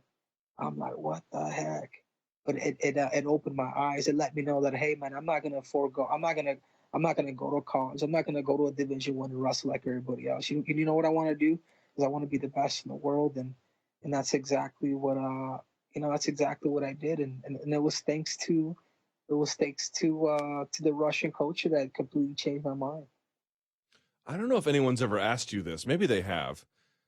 If they have, forgive me. But what is your sense about how well Ben Askren would do if he was able to compete against the UFC's best, which, of course, we know he was not? Personally, I think Ben Askren could beat anybody in the world. I think he has his strengths of striking, and his strength of striking is you'd probably even give him a B minus. I'm sorry, a D minus, or a D. But man, his grappling skills, his wrestling, he gets on top of you, man. You're done. I think the person to really ask would be somebody like Tyrone Woodley, who is a champ and has trained with Ben Askren. I think maybe he could. I think he would probably open your guys' eyes.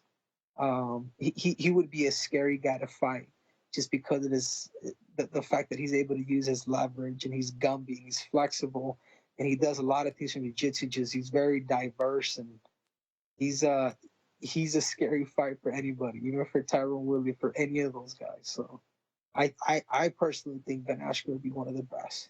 I think he's one of the best in the world. Before you go, I really appreciate your time here, Henry. You mentioned something that you do speak Portuguese. Obviously, you're fluent and Spanish speaker.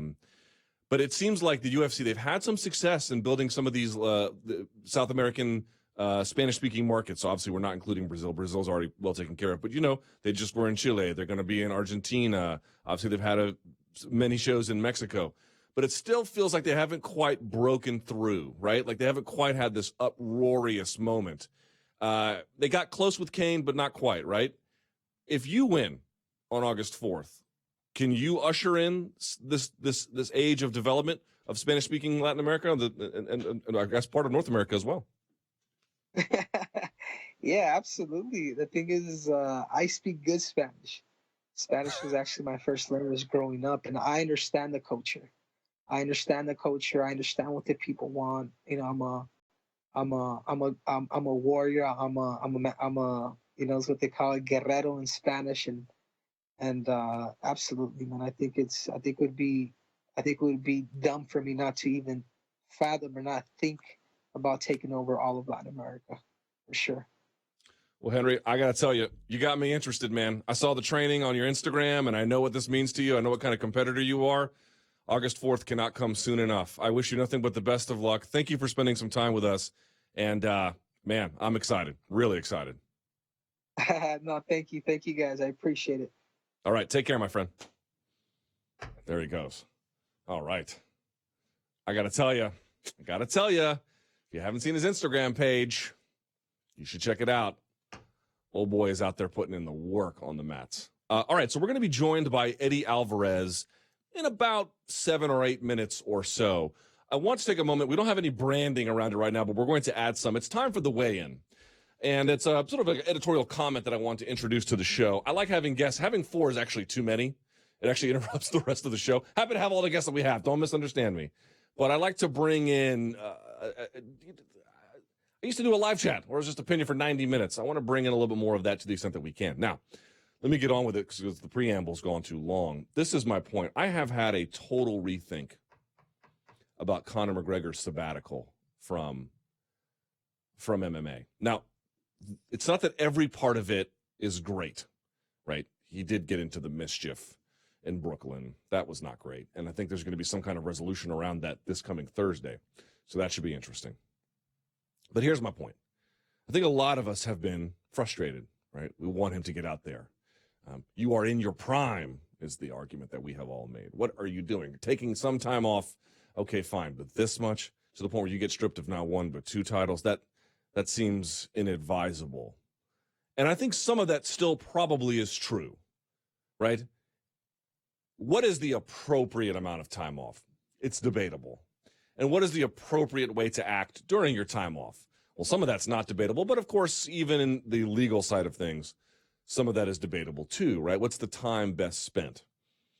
But of course, you don't want to be overly paternalistic either. You have to leave these choices to the individuals and their lives, and really you have little say over it other than,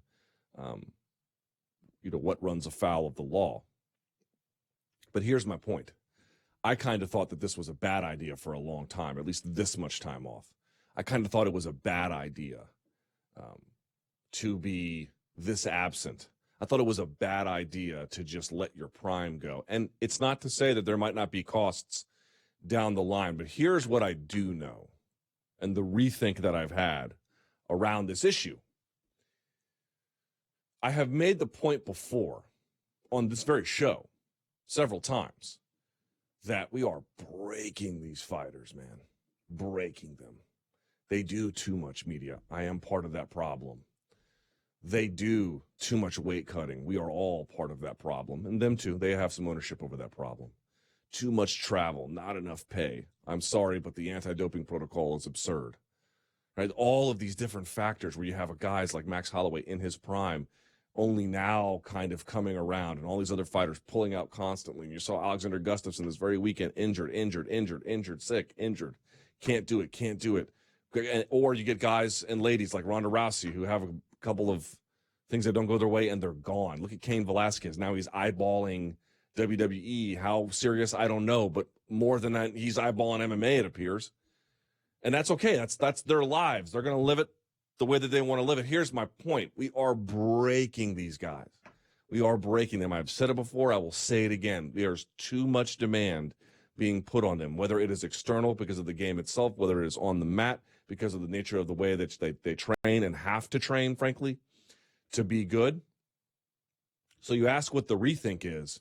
The rethink is that Conor McGregor, once again, is ahead of everybody else, including, this is not some kind of breaking news, but I'm now admitting it on this front, including yours truly. I had him pegged wrong on this account. Again, it wasn't that I thought that the time off was bad, but I thought this kind of time off spent this way, there was some debate about whether or not that was optimizing it. And now I'm thinking very little of that is true. Now I'm thinking it makes total sense that he took this time off when he did. Not only did he have the huge paycheck from beating Eddie Alvarez and then the even bigger paycheck from them beating Floyd Mayweather, but he did have a kid, and he is young, and he is in his 20s. And yes, that's his prime, but that's also the prime of his life. It's not just about the professional ownership that we all think that he has to us in terms of responsibilities. Everyone else sticks around until they get the desire to compete beaten out of them or the ability to compete beaten out of them. You look back at St. Pierre, that 4 years off, and he comes back, and not everybody's St. Pierre. They can take 4 years off and come back that way. But you look at it now, and you're like, oh, right. St. Pierre, another guy who was ahead of the game. Smart, super smart. Now, he let himself get burned down to the point where I thought he lost the Hendricks fight, to be honest with you. He let it go maybe a little too long, but he took the break, and look what it did for him. He picked up right where he left off, and even higher in some capacities. Look, man, I don't know what happens next with Conor McGregor. I don't know what they're going to say to him on Thursday. I don't know if he's going to be fighting Khabib. I don't know if he's going to win or lose. If he loses, I'm not sure what that says about the time off. There's a lot of debate to this, and everyone is going to second guess and say, what if, and should have been this, and it should have been that. I'm here to say I don't think so, at least not on this one. Yeah, maybe he could have taken a little less time off. And yeah, he could have thrown a few less dollies or hand trucks through bus windows. Yeah, there's some things you can quibble with at the margins. But taking that time off that he took after giving everything that he gave, remember UFC 200? He was supposed to be there, but he said he didn't want to go because he didn't want to do the media. He was already burned out then. I come up here 2 times a week to do this and the MMA beat. And most days I'm so sleep deprived I want to cry. And that's like a pimple on the ass of what this guy has to go through. Plus, he just had a kid. Plus, he's got extraordinary wealth. Plus, God knows what other injuries he's been dealing with all this time. Taking that time off was the smartest thing he ever did. Maybe, in terms of preserving himself. And maybe he comes back and he fights Khabib and decides he doesn't want it anymore. Or maybe he comes back and he fights Khabib and he beats him and decides he wants to stick it out for some more big fights because that's just the kind of competitor he is. I don't know. But what I do think we need to wrap our head around a little bit is that when people are allowed to exit the game, they often have no problem walking through that door, whether it's because of financial luxury or some other kind of opportunity. That should be alarming to all of us. Not everyone's like that, but a lot of them are. I think that says something about the kind of pressure we're putting on them. And that, ladies and gentlemen, is the weigh-in. All right, let us go to our last guest of the day. Our last, but maybe, the highest esteemed. He is going to be taking on Dustin Poirier in the main event at UFC Calgary this weekend. The Underground King is here, the one and only Eddie Alvarez. Eddie, welcome to the show. How are you? Hey, what's up, Luke? I'm excellent. Are you in Calgary as well already? No, I'm not. I'm still at home in Philadelphia. I leave when I leave. I leave tomorrow morning, like super early, maybe like 6 in the morning. Fair enough. To each his own. Boy, it sounds like you got a pep in your step there, Eddie. You sound like you're super jazzed for this contest. Oh man, super blessed, feeling good, man, in the best shape I've ever been in, and I don't know, man, something different about this. What do you think that is? I fought a while. Like when I started fighting in the UFC, there was a lot. I felt like when I entered, there was so much pressure. Sorry, I'm getting in my truck, going to get my haircut. There was so much pressure to win when I entered the UFC, and it didn't allow me to kind of just be free and fight the way I wanted to fight, and fight like free of thought and things like that, and just be instinctual. There was a lot of, I felt like, things holding me back from my best performances, and kind of filled them holes. Had a little coming out party being myself during the Justin Gaethje party. Justin Gaethje fight. And I don't know. I just feel like rejuvenated, and I felt like I kind of finding my own self again. When you look back on the first fight, what's the biggest takeaway you have from it? Just too hesitant. I was coming off a loss. I was coming off one of the most embarrassing performances of my career. Still hesitant. Still questioning my own ability. My own ability to perform at a high level. Things like that, and it just didn't look like myself. It looked like someone who was thinking too much. And so the Justin Gaethje win, it wasn't just getting back to the win column for you. It was also what? Finding yourself again? Just freeing my mind. During the fights, people in MMA say, "Oh, he's experienced, he'll win. He's experienced. He's going to win because of experience." People don't understand that experience can be a double-edged sword. With experience comes a lot of thought and thinking.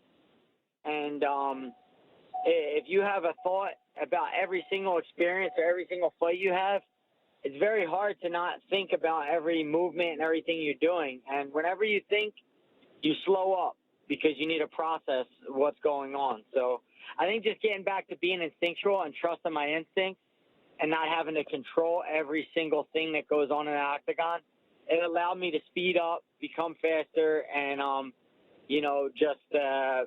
fight at the level I know how to fight. Let's talk about the specifics. I asked him this question. I'll ask you the same one. What are your advantages in this fight over him? I can predict wherever the fight wants to go. If I want to rip him to the ground, I can take him to the ground. If I want the fight to stand, I can have the fight stand. If it turns into a dog fight, I win every time. I have a ton of advantages, tangible and intangible. So I feel very good. If I asked you why it took kind of so long to make this fight, what would you say? I would say that I had a number of better opportunities. I had better money involved with better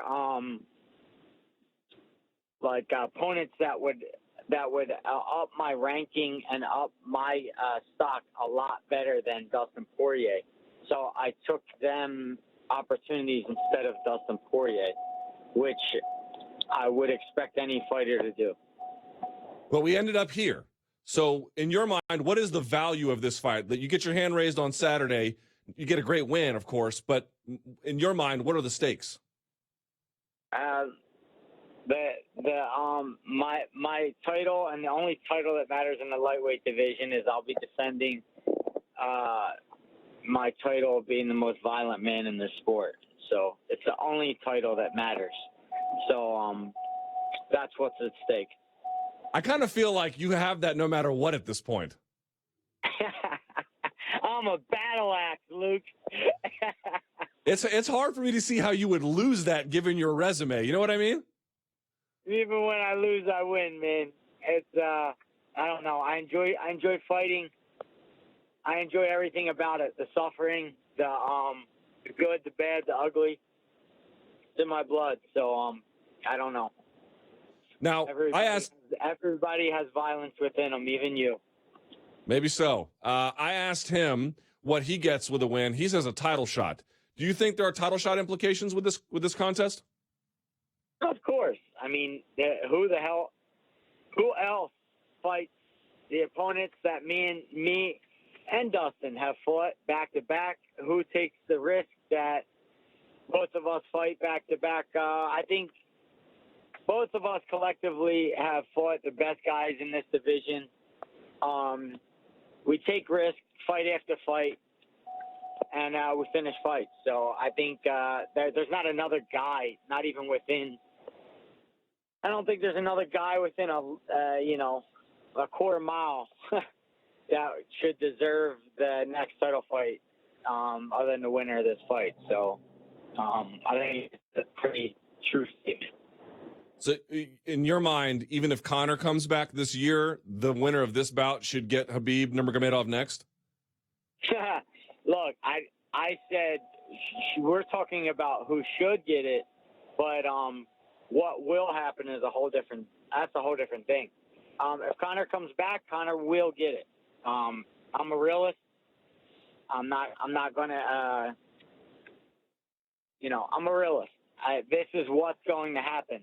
The ability to make $100 million for the UFC is way more important than doing what's righteous and what's whatever for the company.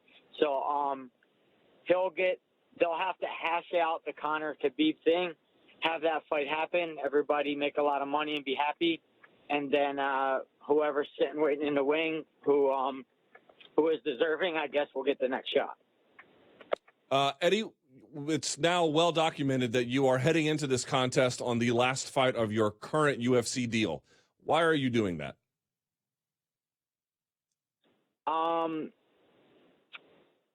I don't think there's any reason why not to. That's why.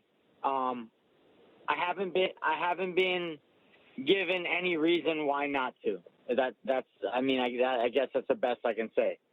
If I was given enough that I thought, hey, it's not worth the risk, I'd say, okay, let me.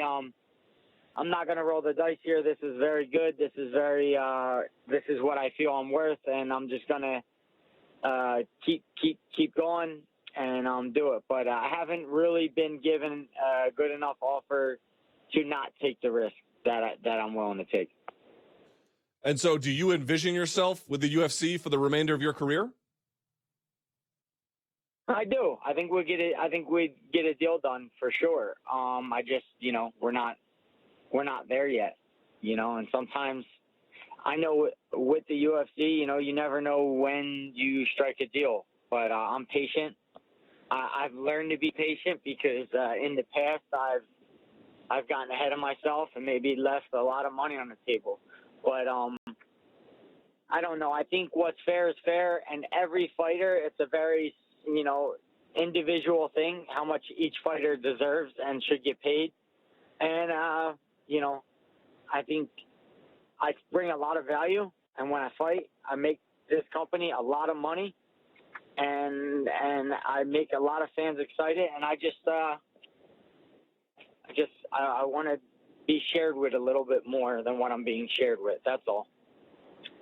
Yeah. So, is there any way to give us a sense of how far apart you are? I mean, I guess the answer is far apart enough such that you wanted to fight out your contract. But, I mean, is there any kind of other way to help us understand the divide?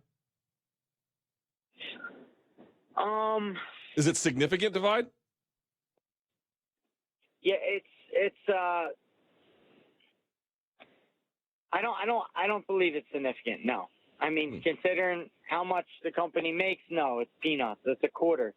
They'd be flicking me a quarter considering what they make when I fight. But what I'm asking for is not just what I feel I deserve right now. I mean, in the past 8 fights, I look at who I fought, co-main event, main events, some of the largest cards in UFC history.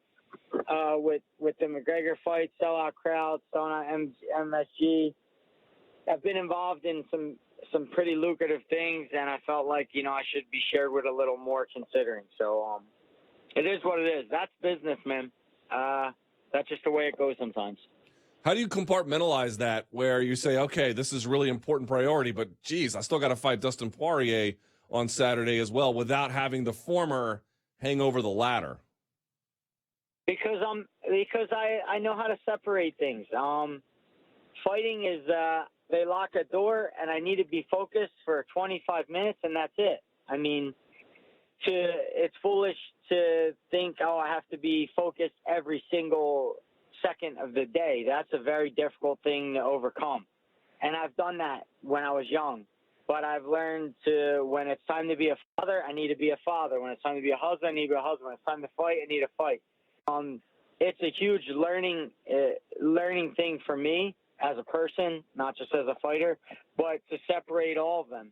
You know, so I'm a man of I wear a lot of hats, and I'm not the best at it, but I learn every day how to separate one from another and get into state when it's time. You know what I can't believe? I cannot believe that you haven't fought in Philly since 2010. How is that possible? That's sad, right? That's very sad. Like, it's that's a very sad thing to even think about or talk about. The UFC hasn't went there. I don't know why. I thought when I won the title that they would have an event there, but they didn't. So you know, the Philadelphia fans are foaming at the mouth for a UFC to come there. And I think we have enough guys on the East Coast between Jersey and Philadelphia and New York that we could put on a sellout show at the Wells Fargo. So I'm not sure why it's not happening, but you know, UFC, they got their own thing going on.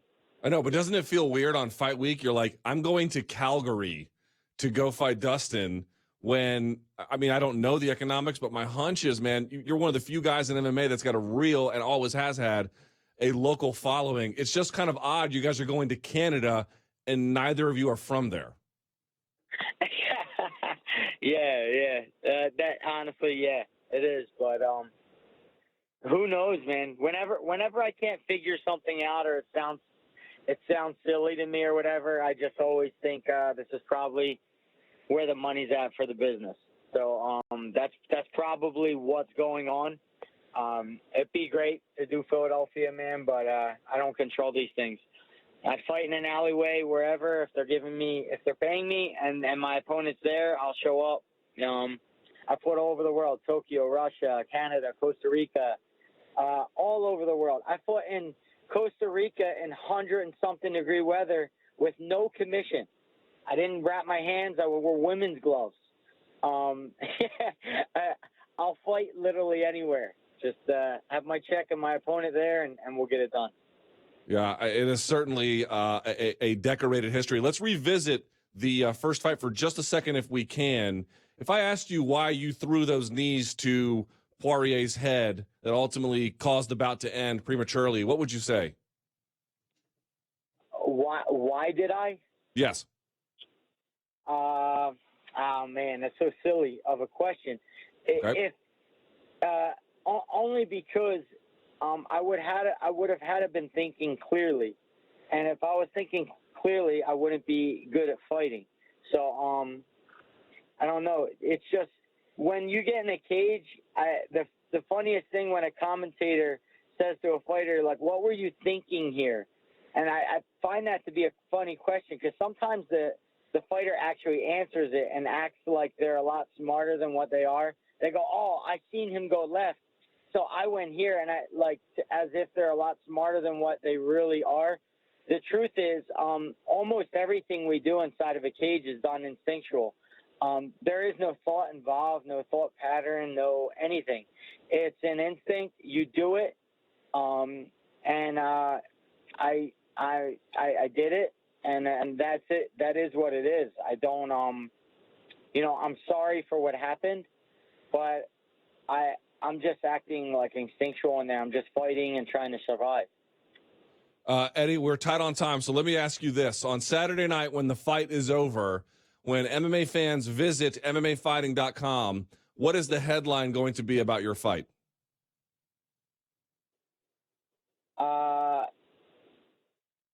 It would say the Philadelphian will now fight the undefeated Russian.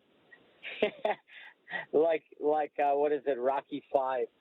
So we're gonna relive this movie again.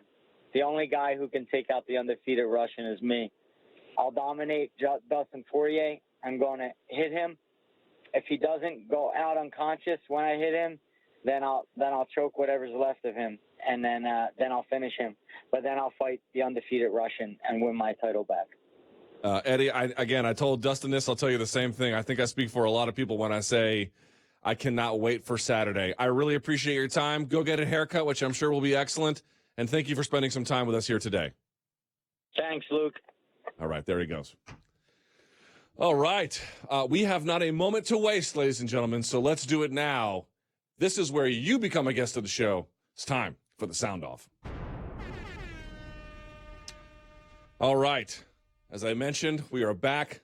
It's time now to go to the back to MMA's Blicky with the Stiffy, the one and only, as he's not even looking at the camera. There he is. Hey, Captain Prepared, how are you? Yeah, I was super prepared. Look at that low energy, very low energy. Like always, right? You got to bump it up a little bit, man. It's a show. You got to put on a show.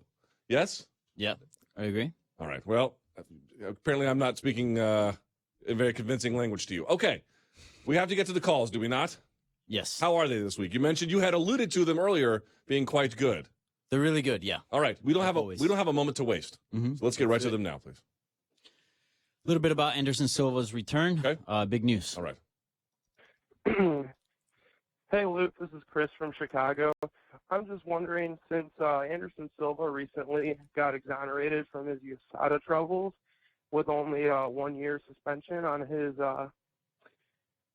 timeline, what would you think about possibly pairing him up with Shogun at some point to make one of those old school legends fights happen in the UFC? Thanks, bud. And I love what you're doing with the show. All right. Great call. Appreciate the good question. I would say I'm not interested in that. There's two schools of thought around this, which is one, you have the old guy fight the old guy, right? And there's something kind of sentimental about it because I think most people feel like it's an easier fight, and most of the time it is. But you can also get like those Machida versus Belfort situations, and it's actually no better for them in the end at all. And you don't get anybody passing the torch to anybody else. So I don't really want that. And so for that reason, and I saw him talking about it on Twitter, your boy wants Anderson Silva versus Israel Adesanya. I think it's absolutely the fight to make. It's a total passing of the torch moment. It is a guy who, even by his own admission, took something from Silva, at least in terms of perspective, if not outright technical details. And Israel Adesanya, to me, basically, except for being mad at Brendan Schaub for his opinions, basically does everything right in this game. Give him a little bit of star power, and that's the best use of him. Danny, can I get a witness? Dude, I'm all in for that fight. Shogun or Adesanya? No, the Adesanya one. Yeah. That one's great. And at this point, you have to. I think Anderson only has 3 fights left, and you got to wonder what the UFC's goals are with Anderson Silva. Do you still want to use him as a big draw and perhaps get him, some momentum behind him and get him a win, get him an easy matchup? Or do you want to go the route and pair him up with a guy like Israel Adesanya where he can pass the torch down and really build up Adesanya? And it's not even just the idea that he would win in some kind of abstract sense. Chris Weidman won via knockout the first time, but everyone was like, oh, Silva was clowning. Then the second one, he breaks his leg, so you never really got that proper resolution. I mean, you got it for the first one, but everyone's going to say something. Here's my point. Not only do I think Adesanya would win, but he would beat him striking, right? He would say, this is a game where we feed the elderly to the young, and there's a reason we do that. I know it sucks. It's a terrible thing, but if you hang around the game long enough, that is your fate.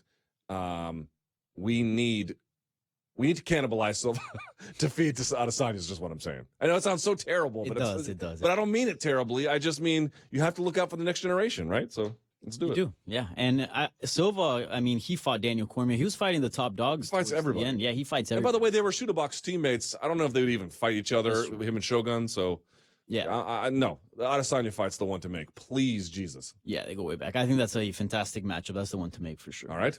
Cool. Let's talk about welterweight now. A lot of stuff going down there. Yeah, certainly. What's up, Luke? This is Shark Tech 316 calling out of Indianapolis area. I just got the news about the welterweight title, and this whole situation is just absolutely crazy. Up is down, left is right. Dogs are living with cats. People are eating breakfast for dinner. What is going on in the welterweight division?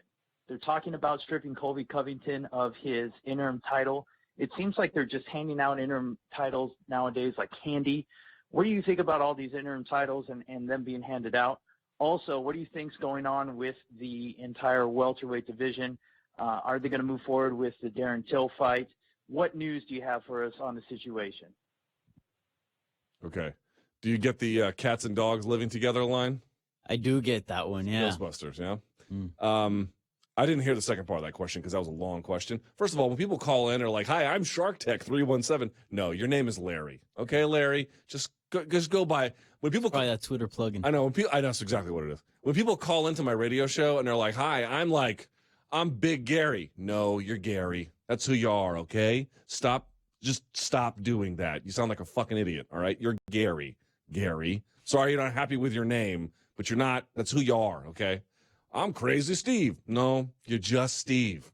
You're stupid, Steve, but you're Steve. Anyway, point being is this. What was the question again? I forgot. Oh, what's happening at welterweight? Yes. Sorry, I got off on the sidetrack. The answer there is, I was thinking about it. It's like, what are all the things they could do to undermine any notion that the interim title has value? And there's a lot of different things that they can do and that they will do, like stripping Ferguson in the way that they did. I didn't like very much. That was bad. But really, this one would be the worst, right? Because here's the idea. It's not even clear that if you're an interim title holder, it confers any financial benefit. And you're on the main event, so that's better. But I don't know that it necessarily guarantees you more money. In fact, I'm pretty sure that it doesn't. I don't think you get points unless you're the actual title holder. So it is good in the sense that it keeps you in that number one contender position. That's something. It confers a greater degree of visibility, so that's something.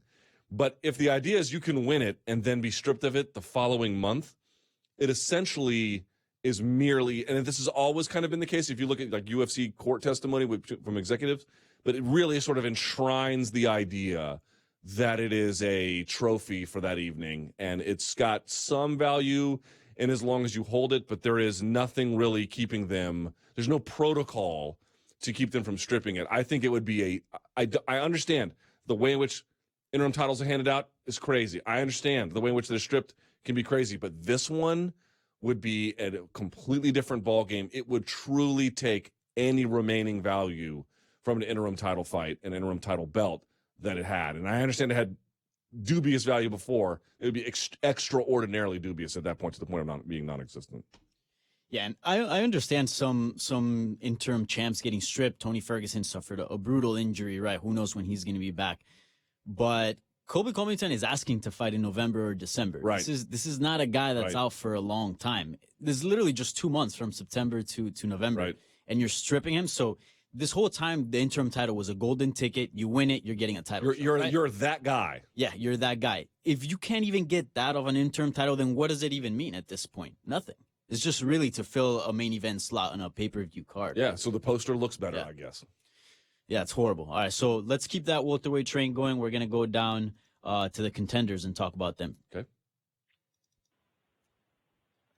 Hi, Luke. Hi, Danny. This is Angie calling in from the Netherlands. When we consider the welterweight division, it's pretty stagnant at the moment. But recently, Kamaru Usman asked Dana White to make the fight with Darren Till. We know that they want to fight each other, and they asked for this fight in the past. Personally, I think this is the fight to make right now. Do you agree with me, and do you think that the UFC is holding back on this fight because they don't want their most promising prospects to fight each other? Thanks.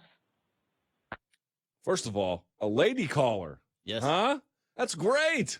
We have 5 female viewers. One of them called. That's awesome. By the way, you ever been to the Netherlands? I haven't, but I want to go. The Dutch won't agree with this because they're spoiled. It's maybe the perfect country. I've not been to many places where I was like, wow, they've actually figured out how to live in a way that makes sense for happiness. Holland is truly a spectacular place. I mean that sincerely. And if you're like me and your other languages are not all that great, everyone there speaks English, like literally everybody. So it's kind of cool. Anyway, neither here nor there. Great question. I would say this is a fight I called out a long time ago, to the point where, I talked about it on my live chat. Kamaru Usman took the video of that and put it on his Instagram. Darren Till, Kamaru Usman is the fight to make. And everyone's like, a prospect's going to lose. Well, then a prospect loses. How am I going to sleep through the night?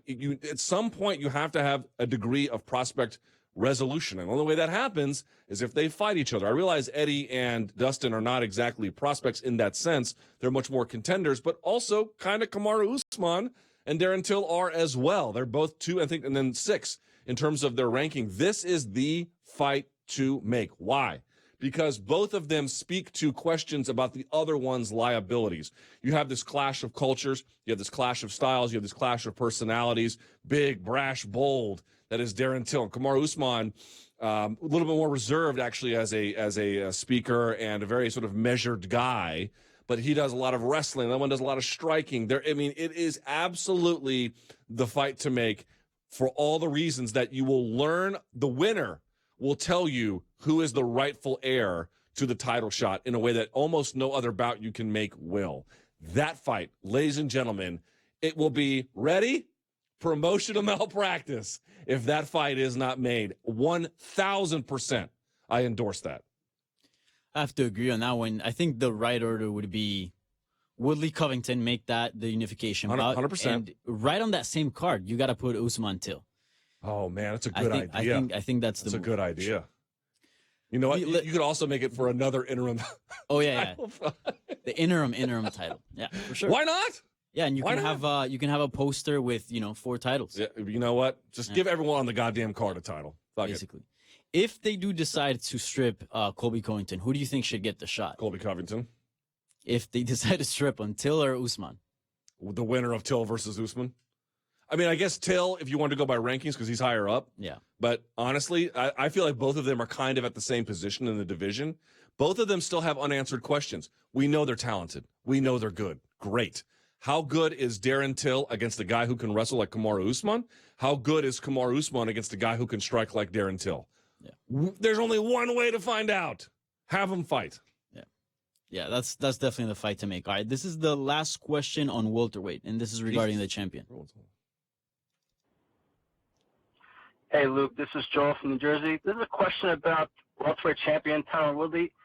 Can you pinpoint the reason or reasons as to why MMA fans, especially the hardcore one, vehemently dislike him? I feel like any article or post about him, 80 to 90% of the comments are negative. I'd like to hear your thoughts about that one. All right, thanks. MMA fans, the MAGA crowd is not going to like this, but I'll just call it what it is. He is a young, rich, black guy with opinions that I think he is largely right about. People don't like that, especially the MMA fan base, which tends to be, yes, young, but also predominantly white. And also there's a real Make America Great Again vibe going through MMA. And that's fine if that's the way you want to live. Colby Covington's that way. We can all disagree or agree, but it's fairly simple. Now, look, has he said some things that I disagree with? Sure. Has he said some things that I did not think were merited by the facts? Yes. Like when he got bitter at everybody at UFC 214 for not liking his fight with Demian Maia. I mean, look, it's a spectator sport. If it's not spectator friendly, I'm not exactly sure what you're expecting, but I also think that people don't appreciate how good he is. He is probably my favorite analyst on the Fox desk. He is an extremely, extremely smart, adept, clever analyst. I think he is one of the best welterweight fighters, frankly, of all time.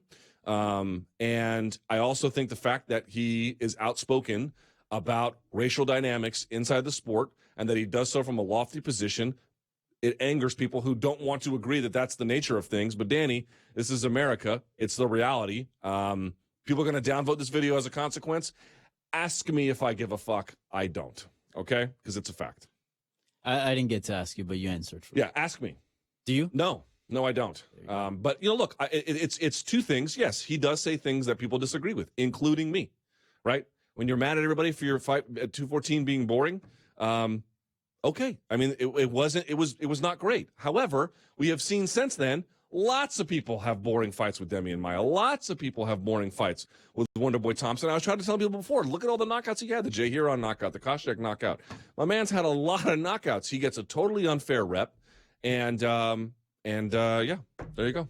Yeah. I'm with you on that one. Plus, he had those two performances that didn't help him. Sure. Demian Maia in the last one against But Wonderboy. Yes, those didn't help his case, and getting mad at the audience never helps either. For sure. But at the same time, a lot of this is out of his control. Yeah. It just is. I mean, those are really complicated fights. And if you look at who's Wonderboy has fought and who Maia has fought as well. Those have been boring fights. Like the Colby Covington Maia one wasn't really exciting. No. The Till Wonder Boy wasn't too exciting. So it's not just on Tyron Woodley, you know? No. And again, when he's not fighting those guys, they tend to be pretty good fights. Yeah, he just had some really tough fights. He did. Cool. Now let's switch the topic around and let's talk about weight classes. Okay. Hey, Luke and Danny. Stefan calling from Parkland, Florida. I'm the dunk that had to redo his message because it's too early to do one of these. Are we going to see a increase in fighters moving up in weight class since Anthony Smith destroyed Shogun over this weekend? I'd actually like to see the approach that UFC or ONE FC, is taking with no weight cutting. Rich Franklin did have an amazing article on how they actually cultivate that and not have to deal with weight cutting. Always a pleasure. Love the show. Hope you guys have a great one. Great call. I said this at the beginning of the show, Danny. People don't agree with me. I certainly agree we have a weight cutting problem inside of MMA. I certainly agree that there's more we can do in terms of medical oversight to prevent these kinds of things. You can look at what ONE FC has done, certainly NCAA wrestling in terms of hydration testing. There's a number of different ways in which you can work on these issues. However, and I do agree, I think Anthony Smith is much better as a light heavyweight than a middleweight. I think Dan Hooker, much better as a lightweight than a featherweight. There's a lot of guys you can go through the list. I remember a story years ago when George Roop was trying to get down, I think even to bantamweight. He was eating 400 calories a day. I mean, this kind of caloric restriction is absurd, right? I'm acknowledging there's a problem. I'm acknowledging the problem is pervasive. I am also acknowledging and arguing that this idea that not cutting any weight confers more advantages than cutting some weight. I do not believe that to be true. I think that is a myth. I think a lot of these guys cut weight for a reason. And this, Danny, is why the problem is so hard to solve. Because it is actually true that, dude, you heard Kevin Lee talking about these guys. I was like, why don't you fight at 170 if you walk around 178, 180? It's because the other guys are walking around 200, 210. Dude, that's a huge advantage. Now, maybe it's not always an advantage. Maybe it's not an advantage in every fight. Maybe it's not an advantage in the way that you would want it to certain times. But, dude, that is a ridiculous advantage. These guys cut weight because having a size advantage, if you can maintain it with enough degree of cardio and clarity of thought, it's a monster advantage. So this idea that, like, well, cutting no weight, that's the real way to fight. Maybe for some of these guys. For some guys, not cutting much weight is absolutely the right fit, and they should do that.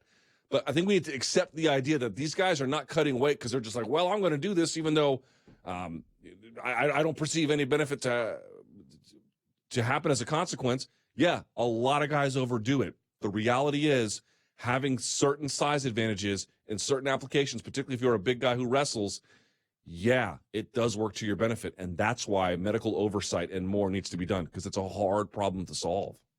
It's a thin line. It's a thin line. And for some guys like Kevin Lee, you don't have a weight class for that thin line. Like you might be big at 155, but you might but you might lose some speed and cardio. But at 170, you might have that speed and cardio, but you lose a lot of size. So 165, it's that sweet spot. And for some guys, there's no weight class for that. But you see guys like Dan Hooker. Look at Daniel Cormier, who became just champ, and he looked fantastic moving up a weight class. Michael Chiesa going up.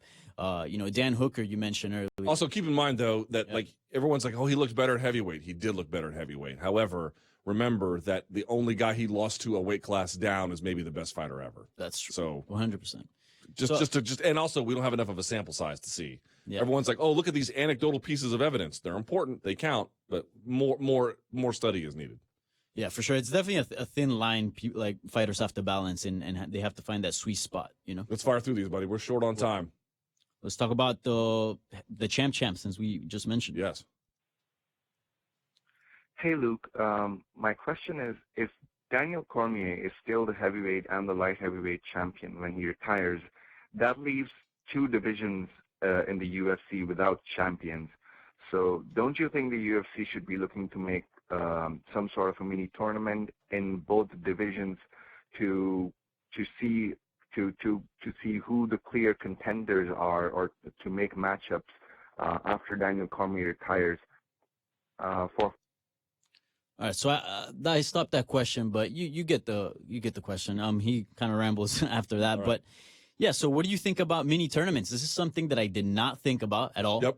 They did it. It makes complete sense. They did it at flyweight. The UFC did when they launched the division, but they only did it as a 4-man. I like that idea. Give me 4 guys at the top on each weight class, have them sorted out, and let that just be what it is. I absolutely love that idea. Especially, look, I don't know what's going to happen with John Jones. Is he going to come back soon? Probably not. We'll see. What about Gustafsson? I know it's a minor injury, but what's the deal there? And then you got Corey Anderson coming up, and Glover kind of moving down. And there needs to be some clarity there. You can say the same thing about heavyweight. I am totally in favor, but not 8-man, just 4. Yeah, just the 4-man. And there's a lot of new faces, and what a better way to introduce a new fighter using a tournament. You can create a story, you know. I think it's a fantastic. The only downside is there are certain guys who are good on a calendar, and then certain guys who are tournament fighters. Yeah. And of course, a tournament's going to favor a tournament fighter, but separate issue. All right, now let's talk about another champ whose situation is unknown right now. All right.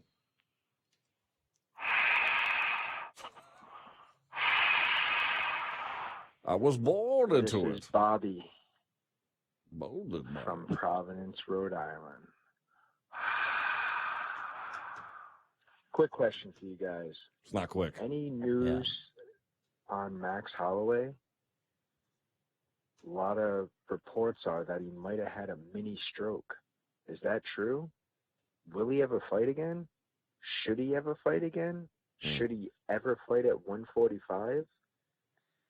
Or should he move up and wait? Answer these questions for me.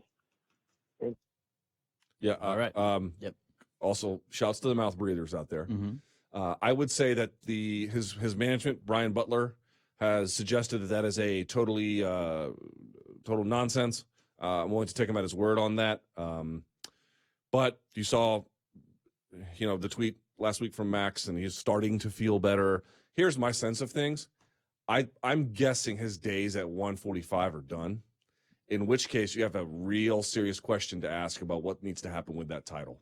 Because even if it's not necessarily weight cut related, but could be weight cut exacerbated going forward, right? So whatever your issue is, it's got nothing to do with the weight cut, but a further tough weight cut will make whatever issue that is even more harmful.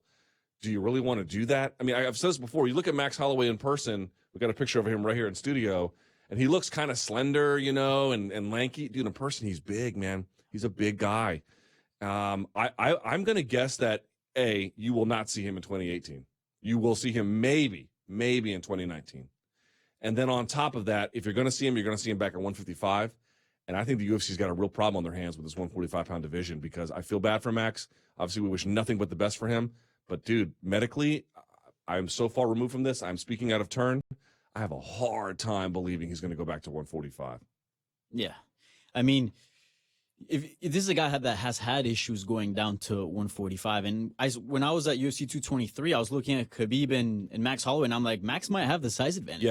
Max 100%. Is really big. He's a big dude. Yeah, man. He reminds me of Anthony Johnson when he was trying to make fighting. 170. And he just looks big as hell. Like, you're like, how the hell does this guy make? Because when he entered the UFC, he was like what, 20, 21 or something, and now he's older, and his body's he's just gotten a lot bigger, man. And selfishly, I would like to see him at 145 just because I really want to see that Ortega fight. I think that's one of the best fights in MMA, period. But, man, his health comes first. So I think 155 has to be his weight class. And, look, there's tons of good fights for him at 155. So. All right, what's next? So is this a show without our weekly mouth breather? I thought we just had one. Oh, no, this one wins it all. All right. You ready? Born ready.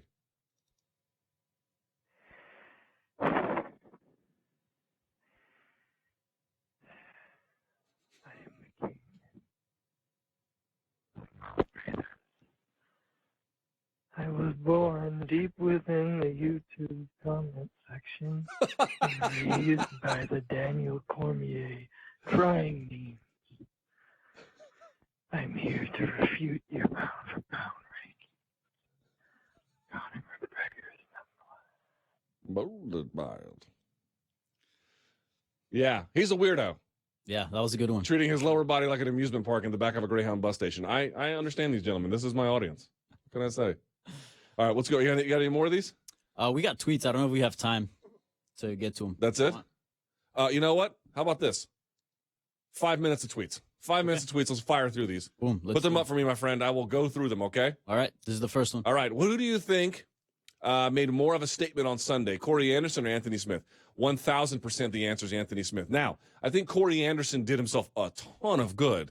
Don't misunderstand me. Corey Anderson, again, a real just, how do I say this exactly? A comprehensively strong performance is the thing I would say. But Anthony Smith beating the guy in the way that he did, making the headlines in the way that he did, over a name in the way that he did, coming off of beating another guy in a very similar fashion, 2 champions in a row. And I understand that they're past their primes. I get it.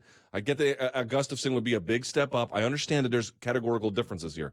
At the same time, that was such a huge win for him in terms of the name value. Remember, it's not just 2 back-to-back wins in 2 back-to-back months. It's 2 back-to-back wins in 2 back-to-back months over guys who have name value and were champions. It's the kind of thing that raises not merely your visibility, but your likability as well. And so it puts him in a much better spot. Next. Fire him off. Here we go. Who has more left in the tank, Glover or Shogun? I would say Glover, but both of those guys have some serious questions they better start asking themselves. And if you saw Glover's interview with Heidi Androl on Fox Sports 1 after the fight, I think you got a little bit of a sense of that. He was asking himself the hard questions and what does he have left. And so it wasn't like he got in there and just got absolutely brutalized, but he did get comprehensively beaten. To me, again, depending on who you match him up with, they could still win again. But winning again is not really the issue. The issue is who can you beat? And how do you look doing it? And what can we do about that? And should you keep putting yourself into health risks to achieve those ends? Right. So there's a larger perspective here that has to be incorporated. But I would say Glover probably is in better shape, just has less miles on him, despite the advanced actual numerical age, and can protect himself better. Stefan Struve got only 1 fight left on his contract. Should the UFC keep him? Yes. Certainly at heavyweight, there's some value in keeping him. I mean, we're talking about one of the all-time toughest dudes at that weight class I think I've ever seen. If you guys didn't see on Instagram, he could stick his tongue through the bottom of his lip here, which was Stefan Struve, man. You can accuse him of many things. Not being tough ain't one of them. Well, hold on. I'm not done yet. But the point being is I believe that I'm not sure what's happened with him, if he's just not developed his game enough, or if he's still got some issues to iron out. I'm not sure what the problem is. Remember, he had that health scare. To what extent that has that impacted his development and his career? These are all questions that have to be taken into consideration. But getting rid of him, let's see what happens in his next fight. But my hunch is no. All right, now we have, let's see. What advice would you give to the UFC, like they care about my opinion, for the 205 division? What is your prediction for who holds the belt next year? Cormier is going to hold it because if Gustafsson can't fight him, no one's going to take it from him. What advice would you give the UFC for the 205-pound division? Same thing we did before. I thought the idea for a 4-man tourney, love it. Love everything about it. I think that's the way to go. Next. What do you think? This is the same dude who got the call in, Danny. What do you think Chris Lieben's motivation is in taking this bare-knuckle boxing fight against Phil Baroni? We tried to get him on the show. We couldn't make it work out for the time. Unfortunately, he just wasn't available on the time slot that we're on. But my sense is probably money, which, you know, that's why you work in that industry. I don't know if when I say money, I'm not talking financial destitution. I'm simply saying he likes the paycheck. Remember, he tried to come back at Bellator and then he failed the medical. Maybe he feels like he still has more to give. Maybe there is a degree of financial destitution. I'm going to try and talk to him and find out, but probably all the same kinds of motivations that get all kinds of people out of retirement in fight sports. I doubt it's any different. Next. Is Brock Lesnar a fighter or a businessman? The two are not mutually exclusive. Next. Are we seeing a changing of the guard finally? Seems like these lower-ranked younger fighters are finally getting a chance to disrupt the rankings and shuffle the deck. The heavier divisions defiantly, he's trying to say definitely, but it's misspelled, need some new blood in the rankings. Hashtag donk to be what? Donktober's very own? Okay. Yeah, we've been talking about it before. How many of these cards have featured guys less than 30 or right around the 30 mark who are pushing through and then shoving out the elderly, so to speak, from that division? So now these divisions like light heavyweight and heavyweight, the older ones can hang on a little bit longer for a lot of complicated reasons, not least of which is power being the last thing to go and sort of general fight acumen that is characteristically missing at heavyweight. So if you've got veteran savvy and big power, you can do a lot with that. Right, we're seeing guys, get finished with Ezekiel chokes from the mount, no gi style. So that tells you a lot about heavyweight. But the point being is there's still really good talent there too. I think though in the other divisions, you're just seeing the youth is also coming with not merely less miles and speed, but they're also having technically adept game plans. Guys are getting better earlier. So you're having all the advantages of youth plus all the advantages of best practices that have been handed down from coach to fighter. All right. That is it. What a show. Big thanks to Eddie Alvarez. Big thanks to Dustin Poirier. Big thanks to Henry Cejudo. Big thanks to Kevin Lee. Big thanks to you. Until next time, stay frosty.